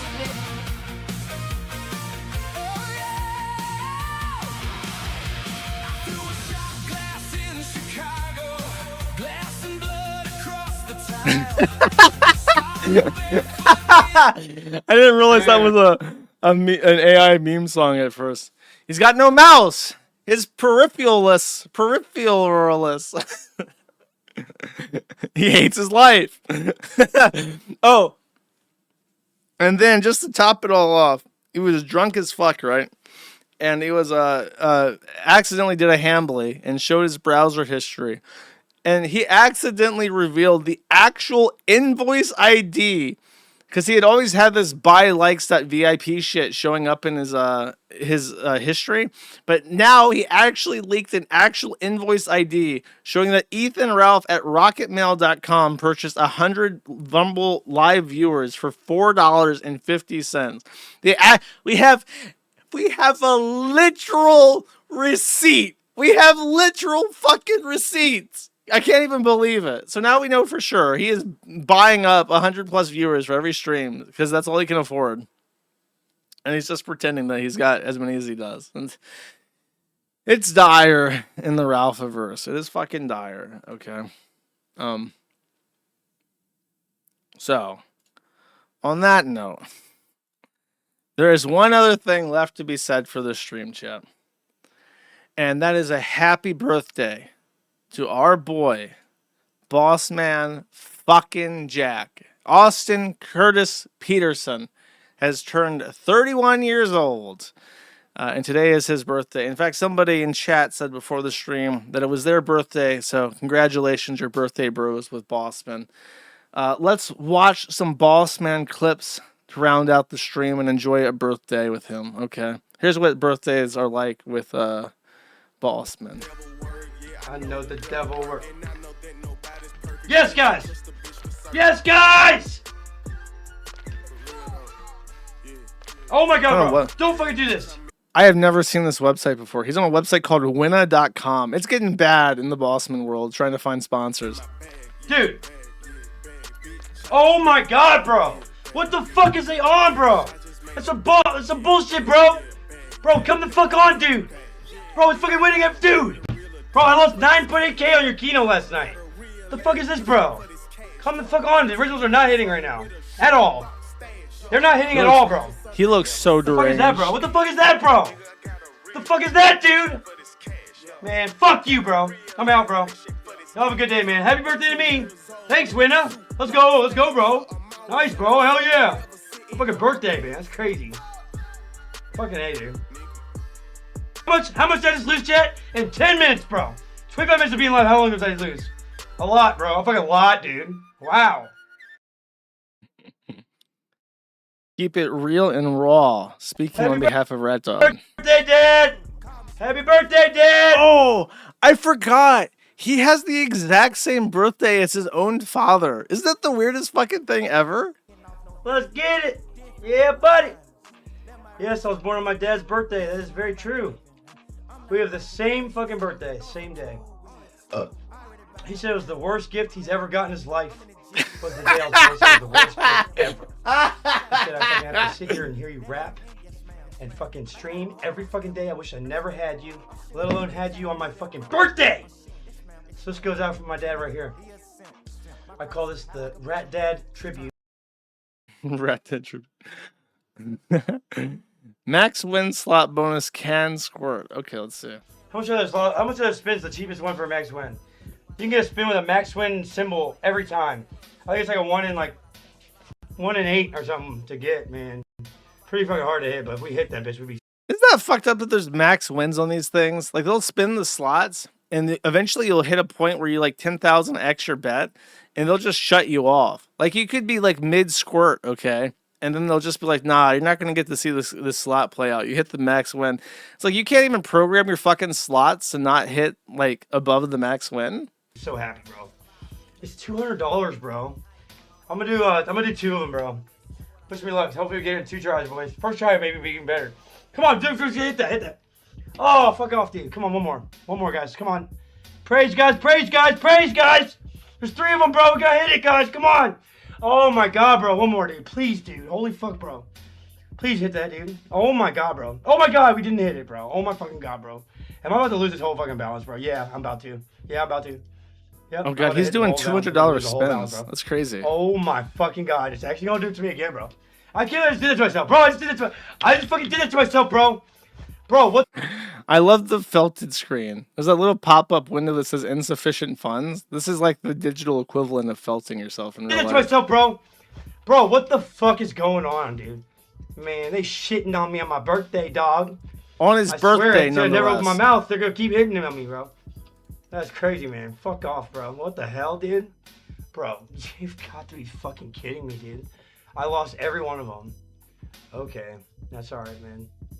Cool, dude. Cool. I'll be right back, man. Let's see. Offline. Okay, so it goes off. The thing is, the reason why I haven't been talking about Bossman recently is that Bossman, unfortunately, has become what we in the Kino Casino, not that one, the other one, the one on my site, refer to as the non-tint junkie. The non-tint junkie is unfortunately the most despicable rung of hell that Bossman now occupies. Instead of streaming his losses on the internet, he just takes the free partner money and gambles it offline, which disappoints everybody and causes us to seethe endlessly about the non-tint junkie putting out non-tint. So there hasn't been much to talk about. Okay, he streams more now because he finally got away from niggardly Noah, who was giving him free money to offline gamble with. But yeah. Okay, so. What the fuck is going on, dude? Bro, oh yeah, let's go. One more, baby. One more, dude. Fucking 14, dude. 7. I received an email from somebody. It might have even been a post on the Kiwi forums. He's listening to that fucking Blade song again. Blade, of course, being one of the worst performers I've ever heard in my entire life. And he's saying, Unc, you just don't get it. Blade is an extremely talented person, and his discography represents a wide variation, and you just don't get it because you're too Unc maxed. And I'm like, this song sucks. His songs fucking sucks. Bloody, yeah, that guy. He sucks. 700. Honestly, one of the worst musicians I've ever heard. Oh yeah. Oh my god, bro, hit one of these. Bro, why is that fucking hitting, bro? Let's go, bro. Hit one. Oh my god, bro. Bro, I'm down to 5K, bro. What the fuck is going, dude? Oh my fucking god, bro. Bro, they're really robbing me. What the fuck, dude? Bro, this is such a scam, dude. Oh my god, bro. Dude, look at how his mouth Oh is my spazzing fucking the fuck god, out. bro. Bro, what the fuck are you doing, bro? I lost 9K on the same fucking game last night, bro. Oh my fucking god. Oh my fucking god. I quit. I quit this site, bro. I'm done. I quit, bro. Fuck my life, bro. Oh my. Not a very merry birthday, it appears. Unfortunate. Let's see. Anything else? Apparently has blood pouring out of his ear. I'm not sure why. Bit strange. Bit weird, isn't it, Chet? He's like covered in a fungus, if I remember correctly. Like his entire body itches sometimes because he's covered in like a fungus. Is my site dead? No, it's not. Okay, so Winna found out that he quits. Drunk, who's Bossman's Tard Wrangler, says he can't wait to see him stream Winna tomorrow. Okay, so this is another. There's another one called like Rainbet, I think, where I can't remember if it was Rainbet or what, but they had like dealers that were making racist jokes and shit, and they're going for viral advertising. So Bossman like being on their site's like a big plus to them. So they're trying to use it to drive engagement. The streamers that were on the other site were like just saying like openly racist stuff about whipping black people and stuff to try and get people to see their bets. Okay, here's some violence. The fuck you on, dog? Violence. Oh my god, bro. Violence is the best. I give. Yo, I'm gonna fucking. I swear to God, I'm done. I'm in. Yeah, this is like a max win for the KC people. He had to stop himself from saying the forbidden words. I'm gonna fucking. I swear to God, I'm done. I'm in. And when he's like short-circuited, he starts scratching his head like that. Oh no, he's smashing his peripherals again, chat. He's peripheralless. Why are there stains on the ceiling? You see that? There's like stains on the ceiling, like he like smashed a Coke bottle into the floor and it like sprayed across the ceiling. That's really impressive. Blood? I don't think so. I think that's Coke. Not that kind. Mom, pray for me. I'm about to go big. I need that fucking 20 back, bro. That's ridiculous as fuck. I feel so good having money, and it's like over halfway gone now. What a bunch of fucking assholes, bro. What a bunch of fucking dick fucks, bro. And they asked my permission to post my crash out after I fucking won big? Why the fuck are they not posting my fucking win on there?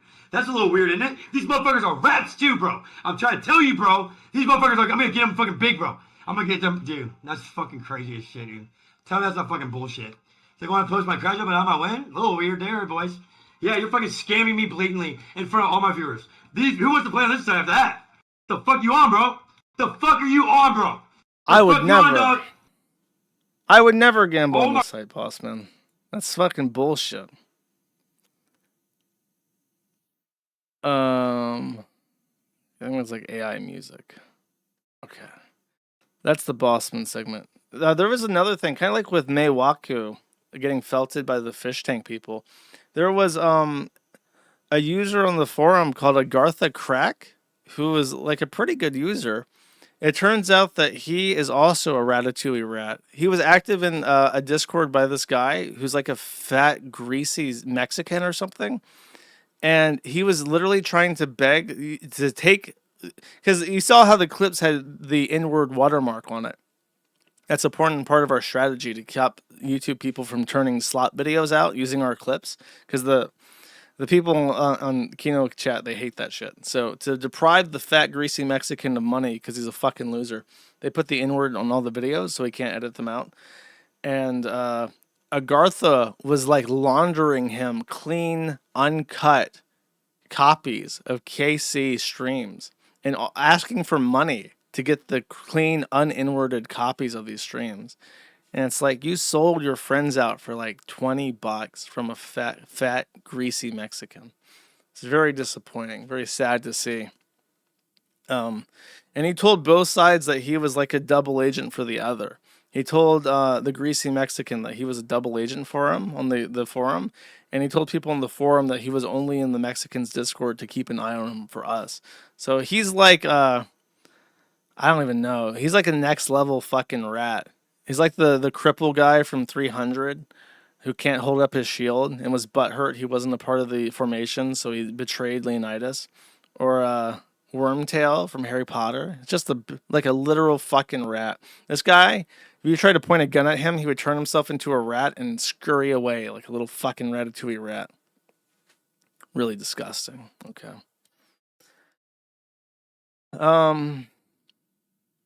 That's it, I think. I have the Reddit segment, which I will read for you guys.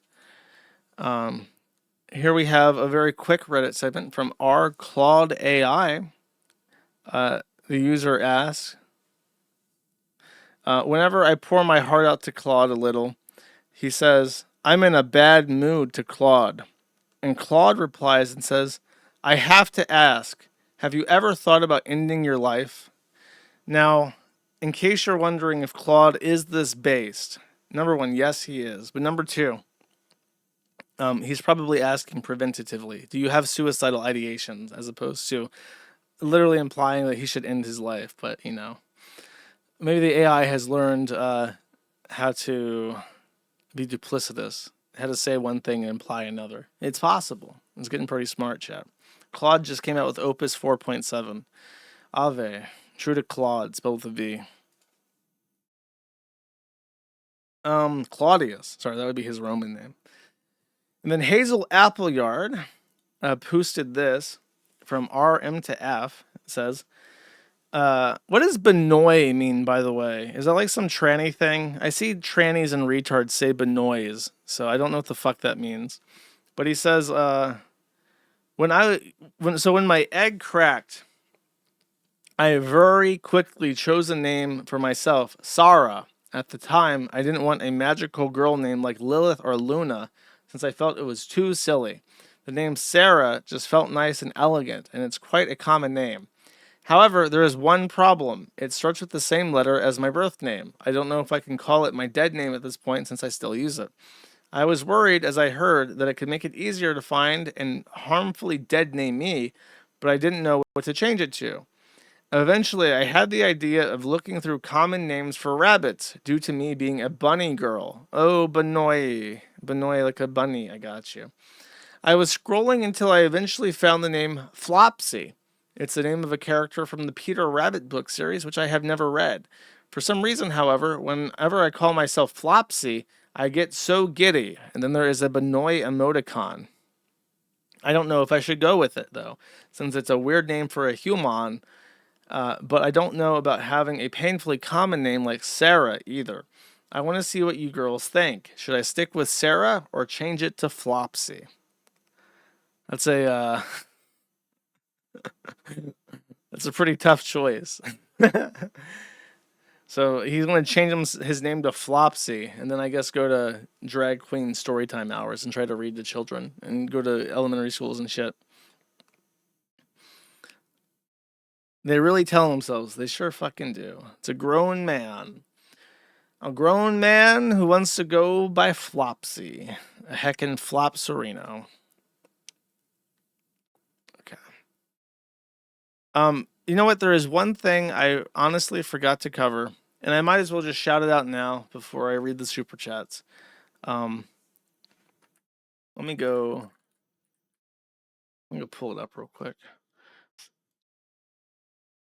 I meant to feature this on the Twitter channel as well, but I didn't. So it's been a while since the last update on this, but if you remember, what's his face? The vile enemy Moldavius Fig Tree, aka Pirate Software. I think he won second place for Locale of the Year under the Anizas, right? Mr. and Mrs. Aniza Joma. So I think it was because that year the Stop Killing Games petition reached over 1 million signatories from EU citizens. And it's been quiet since. Ross has been doing his thing, and Moldavia's Fig Tree has been trying to live down what a horrible cunt he is. However, our boy Ross has made an appearance at the EU Parliament in Brussels to discuss his Stop Killing Games initiative. Here he is. Made a YouTube video about how we need to preserve online games by forcing video game sellers to take always online games and package them or do something to redistribute them to users after they had outlived their usefulness to the publisher. And he's in the EU talking about it. Let's just hear a second of him talking, very importantly, to Euro folks as an Amerimut. And on the right to repair, whether we need it and how long a product should work. With right to repair, that's a little bit different issue. Well, that's certainly welcome, having the right to that. As I mentioned in my presentation, there are deliberate countermeasures to prevent repair. That it's almost a small miracle when it does happen from extremely experienced software professionals for resurrecting a game. However, if there were repair instructions, that would be very... Oh, dude. I went over to Twitch Tracker to see what Pirate Software is up to. Oh, no. Don't make me do through a thingy. Oh, dude. Look at that. Look. Absolutely fucking crushed. Just utterly fucking annihilated. Completely destroyed. Oh, it's all gone. All that shit you'd worked up to for multiple years, just whoosh, all gone. All red, everything red. Except, guess what he's streaming right now? Guess what our boy is streaming at this exact moment? Pragmatica. He's playing the Lolly Feet game to stay in the YouTube algorithm. Failed to determine content classification? Categories. Sort by recommended or viewers. So you got Counter-Strike League and then Pragmata. 103,000 people wanted to check out the Lolly Feet game. Where's Pirate Software at? 1, 2, 3, 4, 5, 6, 7, 8, 9. Fallen Shot. We could watch Sando play the Lolly Feet game? Look, she's even... Oh my god. We'll have to watch the ad to get through this. But look at this. I can see in the thumbnail, she has a custom Diana skin, Lolly skin for her VTuber. She's like cosplaying in the with her VTuber avatar as the Lolly, so she can better jerk off the pedophiles when she makes squeaky sounds. So then under 12, Pirate Software is number 13. Lucky number 13. Can I watch this without an ad? Very interesting. Look, subscribe to earn drops, and it's the Cryana, so you can get your uh-oh emoji. Subscribe to Pirate Software to get the uh-oh emoji. Evil rogue AI controlling everything is also. Look, it totally is. I was so right. It's like a Diana cosplay for the Lolicon VTuber. Dude, she had to play this one because she was going to get so many fucking subs from Lolicons gifting them. She's even playing it in Japanese. That's so embarrassing. Maybe it's not dubbed yet. This is like a pre-release version. I think he's American given his name is Hugh Williams, so it's not out of the question. Yeah. That's what's going on Twitch. Very cool. Awesome. Can Jim explain this? We need Medicare to explain lolly feet to us. Only he can explain to us what's going on. Okay. That's it. Let's do Super Chat show. Otherwise, I'm going to have to just torment you with lolly feet for content. All right. There we go. Okie dokie. Eugelis Sneed for 20 says, it's my birthday. I'm drunk. Here's money. Thank you very much. I hope you know that you share. I did explain this to him in chat before the stream. He did it pre-stream, but share birthday with Bossman Jack and BossmanJack's rat dad. So happy birthday, dude. Citrus Addict for 1 says U.S. Political General 2 Cope Edition has evolved further into its PSYOP Jew worship. The general consensus over there is that only Mohammedan Browns dislike Jews, and it's taken priority over posting actual news. Oh yeah, and if you're not a Brown for disliking Jews, then you're a raging leftist. Either way, they've lost their minds and lost their TTD, TND, and TKD way. That's true. I do support Israel and bombing Iran and Lebanon. However, I don't support Israel in any other thing. Okay, that's how it works. Simulligan 2 for 1 says, getting involved in Hambly's bullshit is just going to get you felted again like the Ricada body cam footage. Sector cards don't deserve any kind of attention. They thrive off of it. The body cam shit was one of the wildest things, and I don't even regret doing it. I regret only notifying him before I got it that we had a way to get it. That was probably actually, like, I didn't think there was no fucking way he could have stopped judicial proceedings and get Supreme Court rules changed in Minnesota specifically to prevent him from being embarrassed. But he did. Credit where it's due. He did manage to change the rules of the entire state to benefit him. So, yeah, no, I don't care. Jostin Shipfic for 5, subscribe. Thank you. Stolas New Orleans Baldo gifted a subscription. Thank you. Elk's Antler for 5 says, as a Kiwi Gold member, I feel entitled to ask for a neighbor content sticker as well as a Truth Nuke sticker. I don't know. You're asking for a lot there. Okay. Maybe I should just give up on trying to retain like any kind of semblance of sanity with the stickers and just give people 10,000 different stickers like fucking Discord. Thank you. Buzz Burge for 1 says, are you still going to run Kiwi Farms when you have a family? Also, I wish you many white children. Thank you. I will probably continue to run the farm for as long as I can, regardless of what happens. Dark Western for 5 says, Josh, what's your favorite sci-fi horror movie? Also, happy pizza day. Thank you. Sci-fi horror? I don't know. I remember really liking, what was it? It was the one with the, I don't know. I think I finally watched Aliens. No, I don't think I've watched the original Aliens. I watched Aliens Andromeda or whatever. I was like, I don't have a good answer for this. I'm sorry. I can't name off the top of my head what my favorite sci-fi horror movie is. I like the one with the War of the Worlds. That scared me a lot as a kid, but I haven't seen it since. Bussy Buffet for $100 says your rant here, which I guess my rant for this stream would be Rumble as a whole collectively. But thank you very much. I appreciate it. Atomic Angel for 5 says, it's my birthday today, Josh. Thanks for enhancing my day with your streams. You're very welcome. I appreciate it. Bobus Higgins gifted 10 subs. That's how they say it, right? I have to mimic them if I want money. Thank you. Kiwi Friend for $500 says, great to catch you live after all this time. Work was killing me recently, and your streams are the light at the end of the tunnel. Thank you for all you do, and good luck fighting the good fight. Thank you very, very, very much. I appreciate it. I hope work was good, buddy. Ferric the Ranger for 5 says, I can't wait for more Bet at the Video. Oh, I didn't mention it. I'm probably going to stream Detroit Become Human over the weekend. So if you don't want to see Lolly Feet, you can watch me play Detroit Become Human instead over the weekend. Thank you. Barolo Herman for 1 says nothing. Thank you. Kiwi Friend for $500 says, I originally wanted to send $1,000, but Rumble wouldn't let me have 2 500s 07. Thank you very, very much. I appreciate it. I don't know what the occasion is, but it helps immensely. Genjada 1900 for 5 says, my job is buying us pizza today, so enjoy pizza also. Tipster is fat and gray, no R. Only 3 people in chat would do sex with him. Oh, God. Should I torment people with that? I didn't even mention it on stream. I forgot to slot it in after I saw the picture. Special little bonus content if you are only watching the...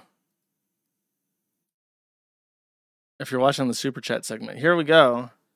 Here is our boy, the tipster, in current year. That is not a joke. That is not a Photoshop. He is properly trooned out and is trying to skinwalk an obese goth girl from 2007. It's actually fucking dire. It's really sad. Bussy Buffet for $100 subscribed or gifted 20 subscriptions rather. 20 subs. Sorry, I gotta do it right. 20 subs. Thank you very much. Bunker Housing for 5. I'm so happy that fucking works. Well, this is on that's on Rumble. Does the kick one work yet? Hold up, let me check real quick. Yeah, the kick one also works great. Awesome. Bunker Housing for 5 says, whose career is more salvageable, Ethan, Ralph, or the quartering? Oh, dude. Ralph. We're like in a Ralph renaissance right now. Quartering has never been good. Ralph has been good in the past, so we'll see. Maybe it holds up. Bobus Higgins for 5 subscribe. Thank you. DC Archer for 5 says, I'm gonna sing the Doom song now. Okay, yes. Okay, your rant here for this article. Verifying my device. Best of Britain, one of the most hated places in Britain, has become a very unlikely tourist attraction. Oh, this fucking traffic circle? A hated road in Swindon has become the highest rated attractions in the UK.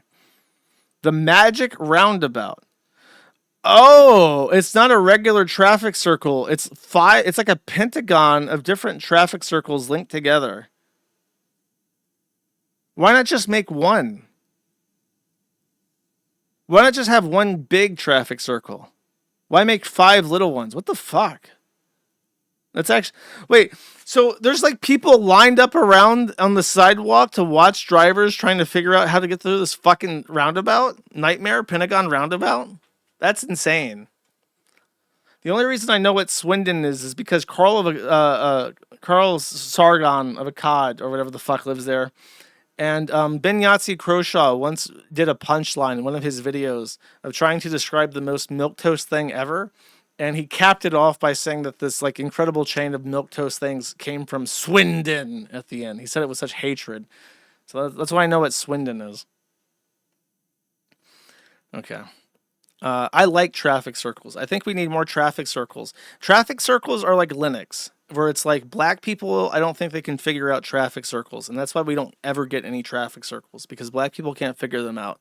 And of course, our society has to cater to the lowest common denominator. So we just have to stop at red lights.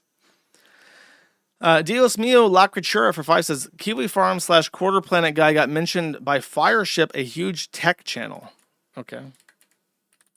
Oh, I know what this is. I saw this. Yeah, this is funny. 8 months ago, some galaxy-brained hacker quietly penetrated the back door of more than 30 WordPress plugins, and no one noticed until now. Somehow, this massive collection of different WordPress plugins for silly UI updates was instantly turned into malware with a crazy supply chain attack. That means one minute, your Countdown Timer Ultimate plugin is converting sales on your website, then the next minute, it becomes a remote control demon on your server that steals all your data and leaks photos of your wife's boyfriend to the Kiwi farms. Fucking base. 4 million subs, and this guy just casually normalizing the Kiwi farms and felting Jeremy Hambly to the whole internet. What a fucking legend. I never even heard of this guy. That's awesome. That's really funny. Speed Zala for 5 says, we first had the Sky Bull, now prepare for the Sky Fur. I would prefer not to prepare for the Sky Fur. Maybe he's a literal bull. He's like a furry bull, but he's super into monogamy. He would never, ever fuck around with his wife. Because he knows. You mess with a bull, you get the horns, right? So that's my headcanon for the actual Sky Bull. Okay. John Dodarius for 5 says, 9 out of 10 streamed. Great, thank you. I appreciate it. Abominable Homan for 5 says, it's time to sacrifice Jeremy Hambly to the corn. It's been fucking time. It's been go time. Corn season's coming, okay? We got to get ready. Thank you. Sneedberg Stein Goldman for 5 says, Suffa Angloid, based and true and suffer build. Thank you. Ace of Speds for 10 says, for mustard to put in your secret mustard dungeon or pizza. I did not put mustard on pizza, but I do have a very specific type of mustard that I like. And American mustard just doesn't cut it. Thank you. Debugs for 1 says, where's Idaho ranked against the UK? Bish. It's above it. Idaho just so happens to be above the UK if you want to know the truth about it. Insensitive Zero for 5 says, watching plenty of Sargon podcasts, I've collected this British guy that they've stripped citizenship from, used to be a law enforcement, entered an exchange program with the Russian police. And then he says, for 5, married a Russian woman, and then this brown woman has revoked his citizenship for the public good without explicitly telling him why they have revoked his citizenship. What incredible precedent. Yeah, they're probably going to do that a lot. We honestly, if we were a sane country and not completely cucked, we could probably start like an exchange program where it's like, if you want to renounce UK and come to the US as an Angloid of European descent, we need to do like a test, though. We need some way to filter out like Vordrak and other fucking retards in the UK. But there are like a couple who are not complete shit. Thank you. Simulligan 2 for 1 says, yesterday I learned that the interrobang symbol existed from some article using it. What are your thoughts on the symbol Jursh? The symbol is a meme. It's been a meme for like 20 plus years. It was invented by a marketer who thought that the symbol was more appealing to the eye, as it invoked both exclamation and intrigue at the same time. But it was a big meme on 4chan when I was a kid browsing B. And I've always been fond of the symbol. It is interesting. And Lilanthia for 10 says, thank you, Josh. Orthodox emoji, ham jam. No, thank you. I appreciate it. Sneedberg Stein Goldman for 10 says, Sphere Hunter, that's the tranny almighty lolly chances after. Totally not pedo bait, by the way. Is it really? Dude, imagine wanting to get sloppy, bussy seconds from Anthony Cumia. That is sad. That's real fucking sad. Your life is shit when that's happening. Thank you. Sneedo for 1 says, they took his place. This took place in Cali, so no guns, and Gavin Newsom wants you to get raped by schizo criminals. That appears to be the case. Ferric the Ranger for 5 says, Harry Dresden is the name of a character from a book series by Jim Butcher. The books are kind of schlocky, but that dude from the vid is vile. Oh, he's named after a character from a book series by Jim Butcher? I think it's just a coincidence, bro. I'm pretty sure it's a common name. A Goose 5567 for 5 says, side note, World's Strongest Man Comp is happening next week. 25 steroid out freaks will compete to see who has shrank their balls the most from roids. Sounds like a good time to be had from all. Thank you. Theodore Bundy for 420 for 2 says, Josh, gay. Sumi Bito Zin for 236 says, Millhouse goes crazy. Millhouse is still not a meme. TB Deluxe for 5 says, gosh dang it, Josh. When the fat schizo chud breaks into your house, you will thank him for his service. Now pay 7 bajillion for his VA benefits. Oh, don't worry, bro. I do. Thank you. Porglac for 1 says, damn, that Opus 4.7 nice. It's damn, god damn it. Opus 4.7 nice. It's true. It really is. Beep Bloop for 10 says, I like the Half-Life 1 version of the doorbell chud. Okay, let's see it. My name is Harry Dresden, mother. Open the door. This is my neighborhood. Open the door. Now, I will end you. Do you understand me?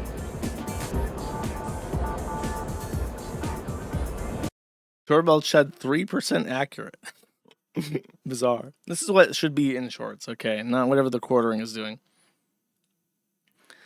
Thank you. Ace of Spades for 10 says, I will end you. Do you understand? Yes, but you're not scary. Yeah, that's true. I like the part where he kicked the door, and the force of himself kicking the door like knocked him back like 10 feet off of the porch. That was pretty funny. Thank you. Sneeze Stanley for 1 says, best sign for ever seen. I don't know what that means. Thank you, though. Colidante for 10 says, in 2022, an investigative journalist confronted Elijah Schaffer in a parking lot over these allegations, asking, is it true you have sex with men, Elijah? Google Ethan Ralph to learn more. Yeah, there's even a picture of Elijah Schaffer with the quartering and him saying, like, I don't care what drama he's into. He's a good man. It's like, well, what about fucking boys? Do you like fucking boys, Hambly? Thank you. The Harm for 5 says, Harm for 500 kick says nothing at all. Thank you, Harm. Best kind of donation message right there. I should clarify, I no longer say that because somebody complained and said it made me sound like I didn't appreciate other messages that did have actual substance to them, and so I'm not allowed to say them anymore, okay? That's why I don't say that anymore. Sneeze Danny for 1 says, imagine being a hardline mud slime and your death after being bombed by Zog is eulogized by a little anime girl. Well, those are your virgins. You're going to get 500 Camillas. Internet Arcavelli for 1 says, guys, turn on the live stream. They bombed Dobby in Lebanon. They fucking killed Dobby in Lebanon. It's true. Dobby the elf was trying to steal a sock out of the rubble of one of those collapsed apartment buildings, but she got fucking buried, man. Brutal. Oh, I didn't even do my blown to whittle bits. Oh, dude, I fucked up. I was supposed to harp on about how I kept saying her family was blown to whittle bits. Woo. Teensy tiny whittle pieces of kill. That would have been mean. That would have been mean to me, chat. Sneedo for 1 says, tits out for Allah. Joshua Moon 2026. Yes, there was a video where I think I even played it, where she was talking about Ramadan. And during Ramadan, you have to keep your tits out, apparently, based on how her character was dressed. Ace of Sneeds for 10 says, in Waz, we talk about how women don't deserve a vote because of this shit, but have you ever considered that it's not women that's the problem, but democracy? Yes. Hot take. It appears that people cannot be trusted to vote properly. Thank you. Snino for 1 says, who was the Janny that was simping for the piss-drinking VTuber? I'm not telling you. Pancake Luchador for 5 says, have a good one, Josh. You too. How was your weekend? Thank you. Moon Sandals for $20 says, I heard you like Afro Man. Here's a video of him punching a woman like a boss during a guitar solo. Okay. I know the full story of this. I will tell you in brief. Oh, I can't. Sorry. I know what this is. So 11 years ago, I think it was in Louisiana, Afro Man was doing a set and someone stage dived him. He punched this bitch in the fucking face. She sued him for punching him in the fucking face. And then he made a song about how he punched her in the fucking face and she's a stupid bitch. So as part of their settlement, he's no longer allowed to play the song he made about punching her in the face because she's a stupid bitch. So that was his initial brush with the law that informed his strategy when dealing with the police department. He learned some lessons there, and he applied them in the future. Thank you. Hawaiian Zine for 10 says, on a recent stream, Clav admitted he couldn't handle streaming with getting majorly high and zooted on a cocktail of illegal drugs and peptides. Well, he got exactly what he fucking wanted. I don't know what he's complaining about. Thank you. Sneeden for 10 says, Josh, play the racist blackjack clips, bish. No, it's basically just advertising a fucking casino. There's no such thing as a base casino. They all take your money, bro. Thank you, though. Belligerent Brian, for one, says, the guy with the long hair at Landon is one of Ghost Politics trolls, so the entire season of Fish Tank has been people poking at him about that. Oh, yeah, he was like a Discord guy, yeah. If he was that guy, there was a guy who like properly ruined Ghost when he came back. He was some guy who was like a huge fucking simp, and Ghost kept taking his calls, and I despised him. I can't remember what his name was, but he sucked ass. Breadwash for one says, I lived in Korea for 3 years. Finding expats in this day and age is so easy, even for autists. Chibi should make friends with some South Africans there. They host great barbecues. They call it bray. Well, South Africa, like white Boers in Japan? Sounds like a good time, I guess. Cena Sandy for one says, Can you blame me? I don't know what this is a reference to. I apologize. Wafting Breeze for 10 says, Fenticular Acmax at the Goon Rave. Every Floyd in a 67-mile radius got the ick. Thanks, Ak. I appreciate it. Joshua's Concept Munetes for 5 says, if you want to have a greater understanding of Fish Tank, what is in its meta, check out the Fish Tank Digest by AB on YouTube. It's a deep dive into what happens day to day with great commentary. The issue is that it's all kind of fakey fake, so it puts me off. I like that real raw content. I like that Bossman smashing his mouse into his skull type content. I don't like the fakey fake stuff. Thank you, though. Snino for one says, so Fish Tank had a piss and shit challenge. Quarter Pounder would have won that. Dude, they got to get Quarter Pounder in for season 6. That would spice it up a little bit. Ace of Sneeds for 10 says, there's something about the keyhole beard flaggot phenotype where you can tell they've never been punched in the face. I know. You would think so with his face so concave with those weird raccoon eyes, but you can just tell he's never been punched. Thank you. Hawaiian Zine for 20 says, the J in SJW stands for Jeremy. The social Jeremy warrior? Is that what you're saying? The Sellers Jeremy warrior? Does that apply? Thank you. Spongy for one says, bro, you better play Sykes Network down low feet George at the end of your stream. That's a great idea. I will. So 5-minute long song, but I'll play like the last 4 minutes. Spongy 20 for 20 says, Sykes Networks down low feat young George $20. I fucked up. LOL. I will play it. Don't you worry. Thank you. Octavia sales rep for 20 says, until Chris pulls his head out of his ass, we're kicking it. I mean, he's probably never going to ban Jeremy, but I think they're going to get rid of that partner program collectively like this year. I have a feeling. We'll see. I'm optimistic for him, and I will let people know if there's any developments. I have a small bead of hope here. Thank you. Humble Guardsman for 5 says, Christos Anesti, Alithos Anesti. I don't know what that means, but thank you. It sounds very religious and very spiritual, chat. Unmapped for 5 says, Twitter link. Let's check it out. Power of the Truth and Andy Worski. I think I've just decoded the full details of the quarterings attack on the Kino Casino. Jared's liver is under attack. And this is the comic that I read. But this is Mind Spiral if you want to check him out. He does comics on Twitter. He has no followers, chat. Follow this man. I will follow him. For now, at least. I like to keep my list short, but I will incentivize everyone to go follow him. Gak Dajnek for Twin says, glug glug Jared, glug glug. It's true. He's a thirsty boy. He's a big boy. He's got to get some liquid in him. He likes his drinks 3 shots water, 2 shots vodka, if I remember correctly. Which means that they're not actually hard liquor. Okay. Thank you. Sino for 10 says, let's check out let's check this out. Okay. That should be in quotes. The let's check this out from the cuckening reminds me of this. Okay, let's check this out. Yes, I laugh at my own jokes. Fuck you. Are we serving breakfast all day? Let's peep this out. It has all sorts of good, it has fish in it, and it...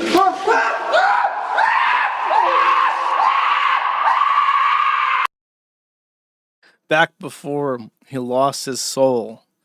Back before his soul spelled with a V.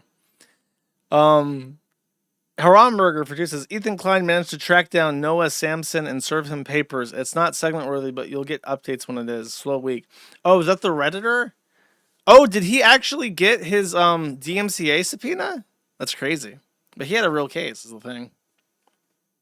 Elks Antler for 5 says, Josh, can you ask Harden to help Ralph get a divorce? I think that would be a valuable use of Harden's time. When I asked Harden about, actually, he watched the stream and relayed this story to me. When he was a prosecutor in the county that Charlottesville is in Virginia, a woman came to him that was the other woman. She was very upset and complained that she had married a man who was already married. So he actually arrested somebody for bigamy. And he said it was like the first time that the bigamy law in Virginia had been applied to anybody in like 30 years.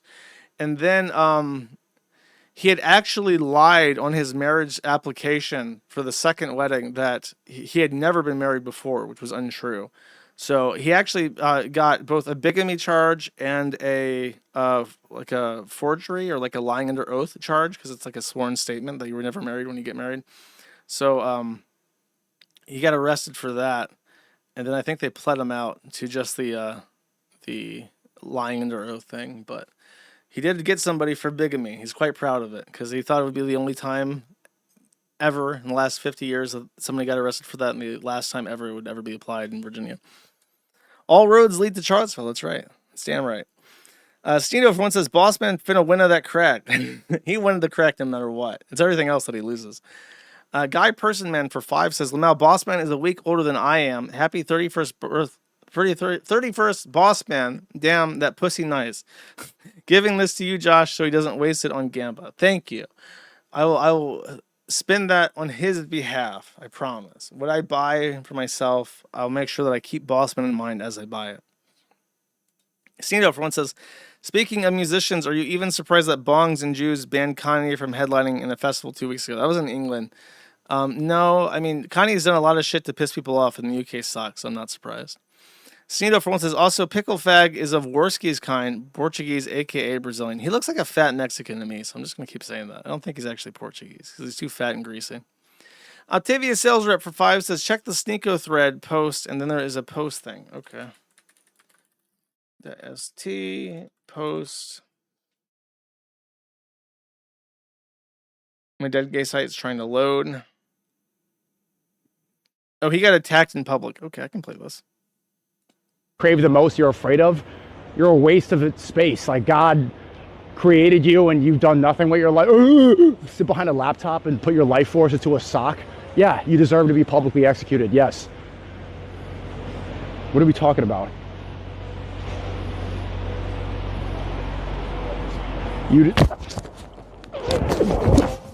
Holy shit.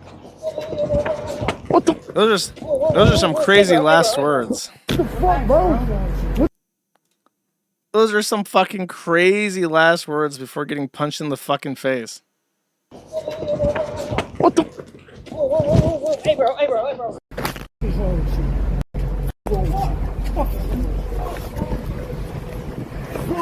The cameraman just runs. He just leaves Sneeko, dude. Isn't he the guy that did the bomb thing? Why are these people allowed to walk around? They're so gross. Azal for 5 says, don't you pay $500 to date your music Oshi? And then she trooned out. Yeah, I guess. We had dinner. It was in Atlanta. I talked about this before. It wasn't a date, though. It was just to chat, to support the album. Bobas Higgins for 5 says, you're going to have any more interviews like you did with Jay Burden or the Good Old Boys? I don't know. Maybe. I'm not really a good interviewer, I don't think. Oh, that's an old story. I told that a long time ago. I was a big fan of a musician, so when they put out a new album, I was working for a tech. This is back when I lived in Portland, back before the Kiwi Farms was like in year 1 or 2, and I still had a real job. I paid $500 to support an album being released, and I got to have dinner with the artist in Atlanta, and we had sushi, and it was a very good conversation. I actually don't regret it. And she didn't troon out though. She just became a lesbian. The gays from LA took my K-play away, as they say. David S877 for 25 says, wow, not a 12-hour stream. I was almost late. Nah, not today. Sorry. I turned her lesbian? No, don't say that. It was the LA people. Brown Dynamite 1029 for 10 says, or sent a packet up with no message. Thank you very much. Spurg Zerker for 20 says, good stream. Thanks, Josh. Hope everyone had a good weekend. Yeah, I hope you had a great weekend too. I hope that the next weekend is also great. And I'll ask you about your next weekend next Friday before the other weekend that happens the week after this. And then we'll talk about that other weekend. Thank you. Heronberger for 2 says, Mommy Scarlet brings you such joy even as much as BossmanJack. Hashtag blessed. Hashtag anal fisting. She's very funny. Okay. I appreciate funny people. And she runs her fucking mouth and gets in trouble. And it's pretty funny. Sneedberg Stein Goldman for 10 says, Josh, a fair warning, but Become Human also has a robot little girl in it made by a Frenchman, David Cage. I know there's some weird shit to it, but as long as she's not like naked, talking in a baby voice, dressed up with makeup to make her look like an adult or like a child model, and I don't have to see her like bare feet all the time, I'll manage, I think.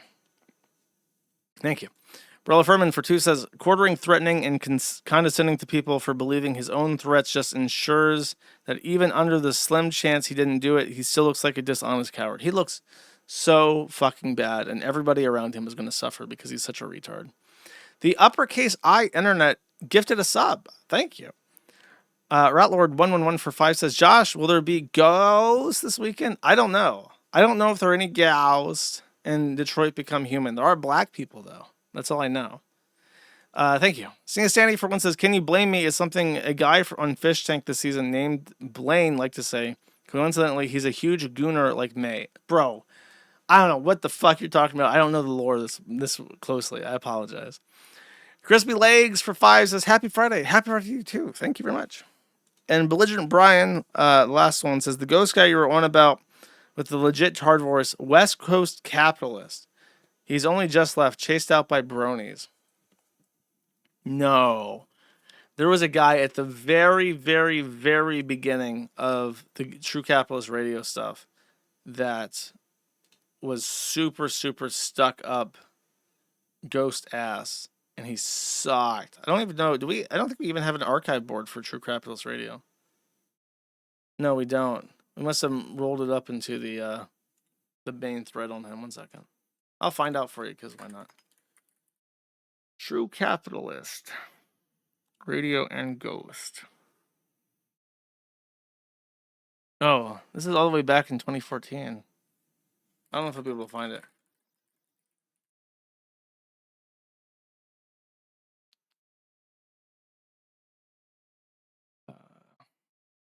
True. Sorry, he had some kind of capitalist name, but I know that probably doesn't narrow it down very well. Considering that's his name.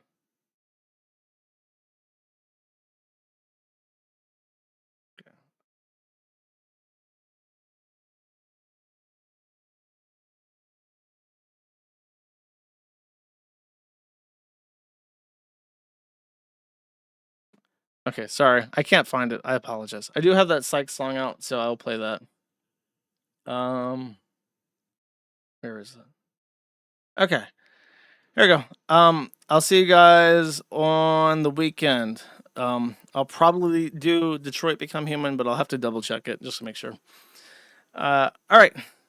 Thank you very much. Take it easy. Bye-bye.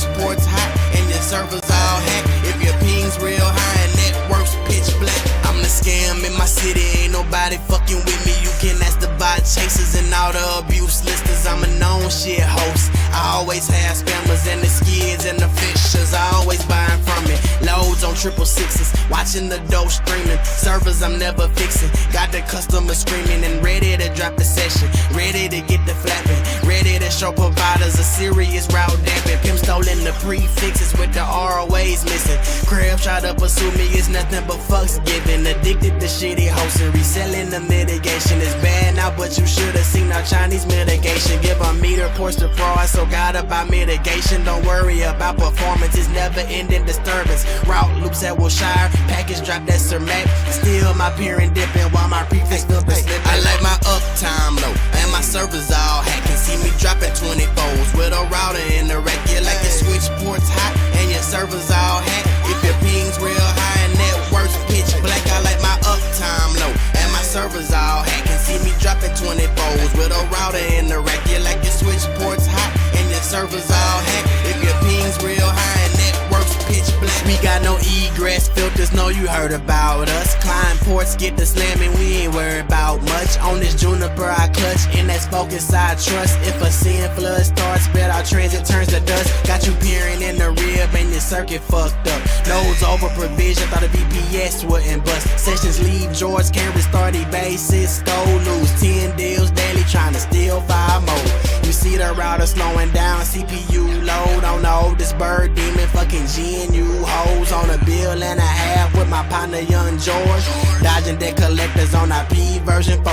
Other hackers, yeah, crackers told dudes I'm a joke. With some stolen code and a network all slow. Hey nigga, don't hit me unless you buying Minecraft nodes. Routing table missing and my IDS bitch. I like my uptime low and my servers all hacked. Can see me dropping 24s with a router in the rack. Yeah, like your switch ports hot and your servers all hacked. If your ping's real high and networks pitch black, I like my uptime low and my servers all hacked. Can see me dropping 24s with a router in the rack. Yeah, like your switch ports hot and your servers all hacked. If your ping's real high and networks pitch black, I buy the bandwidth down under, man. Somebody better tell them for 100 million packets lost in every server bailing. Got some Indians on support and my connection table heavy. Now I hold control, plane blowing really fucking sketchy. If you ever think you buying from me, you can just forget it. The page won't load, just the numbers 503 and it BGP got me stuck and the router's all fucked. You think the session's really up? You got life fucked up.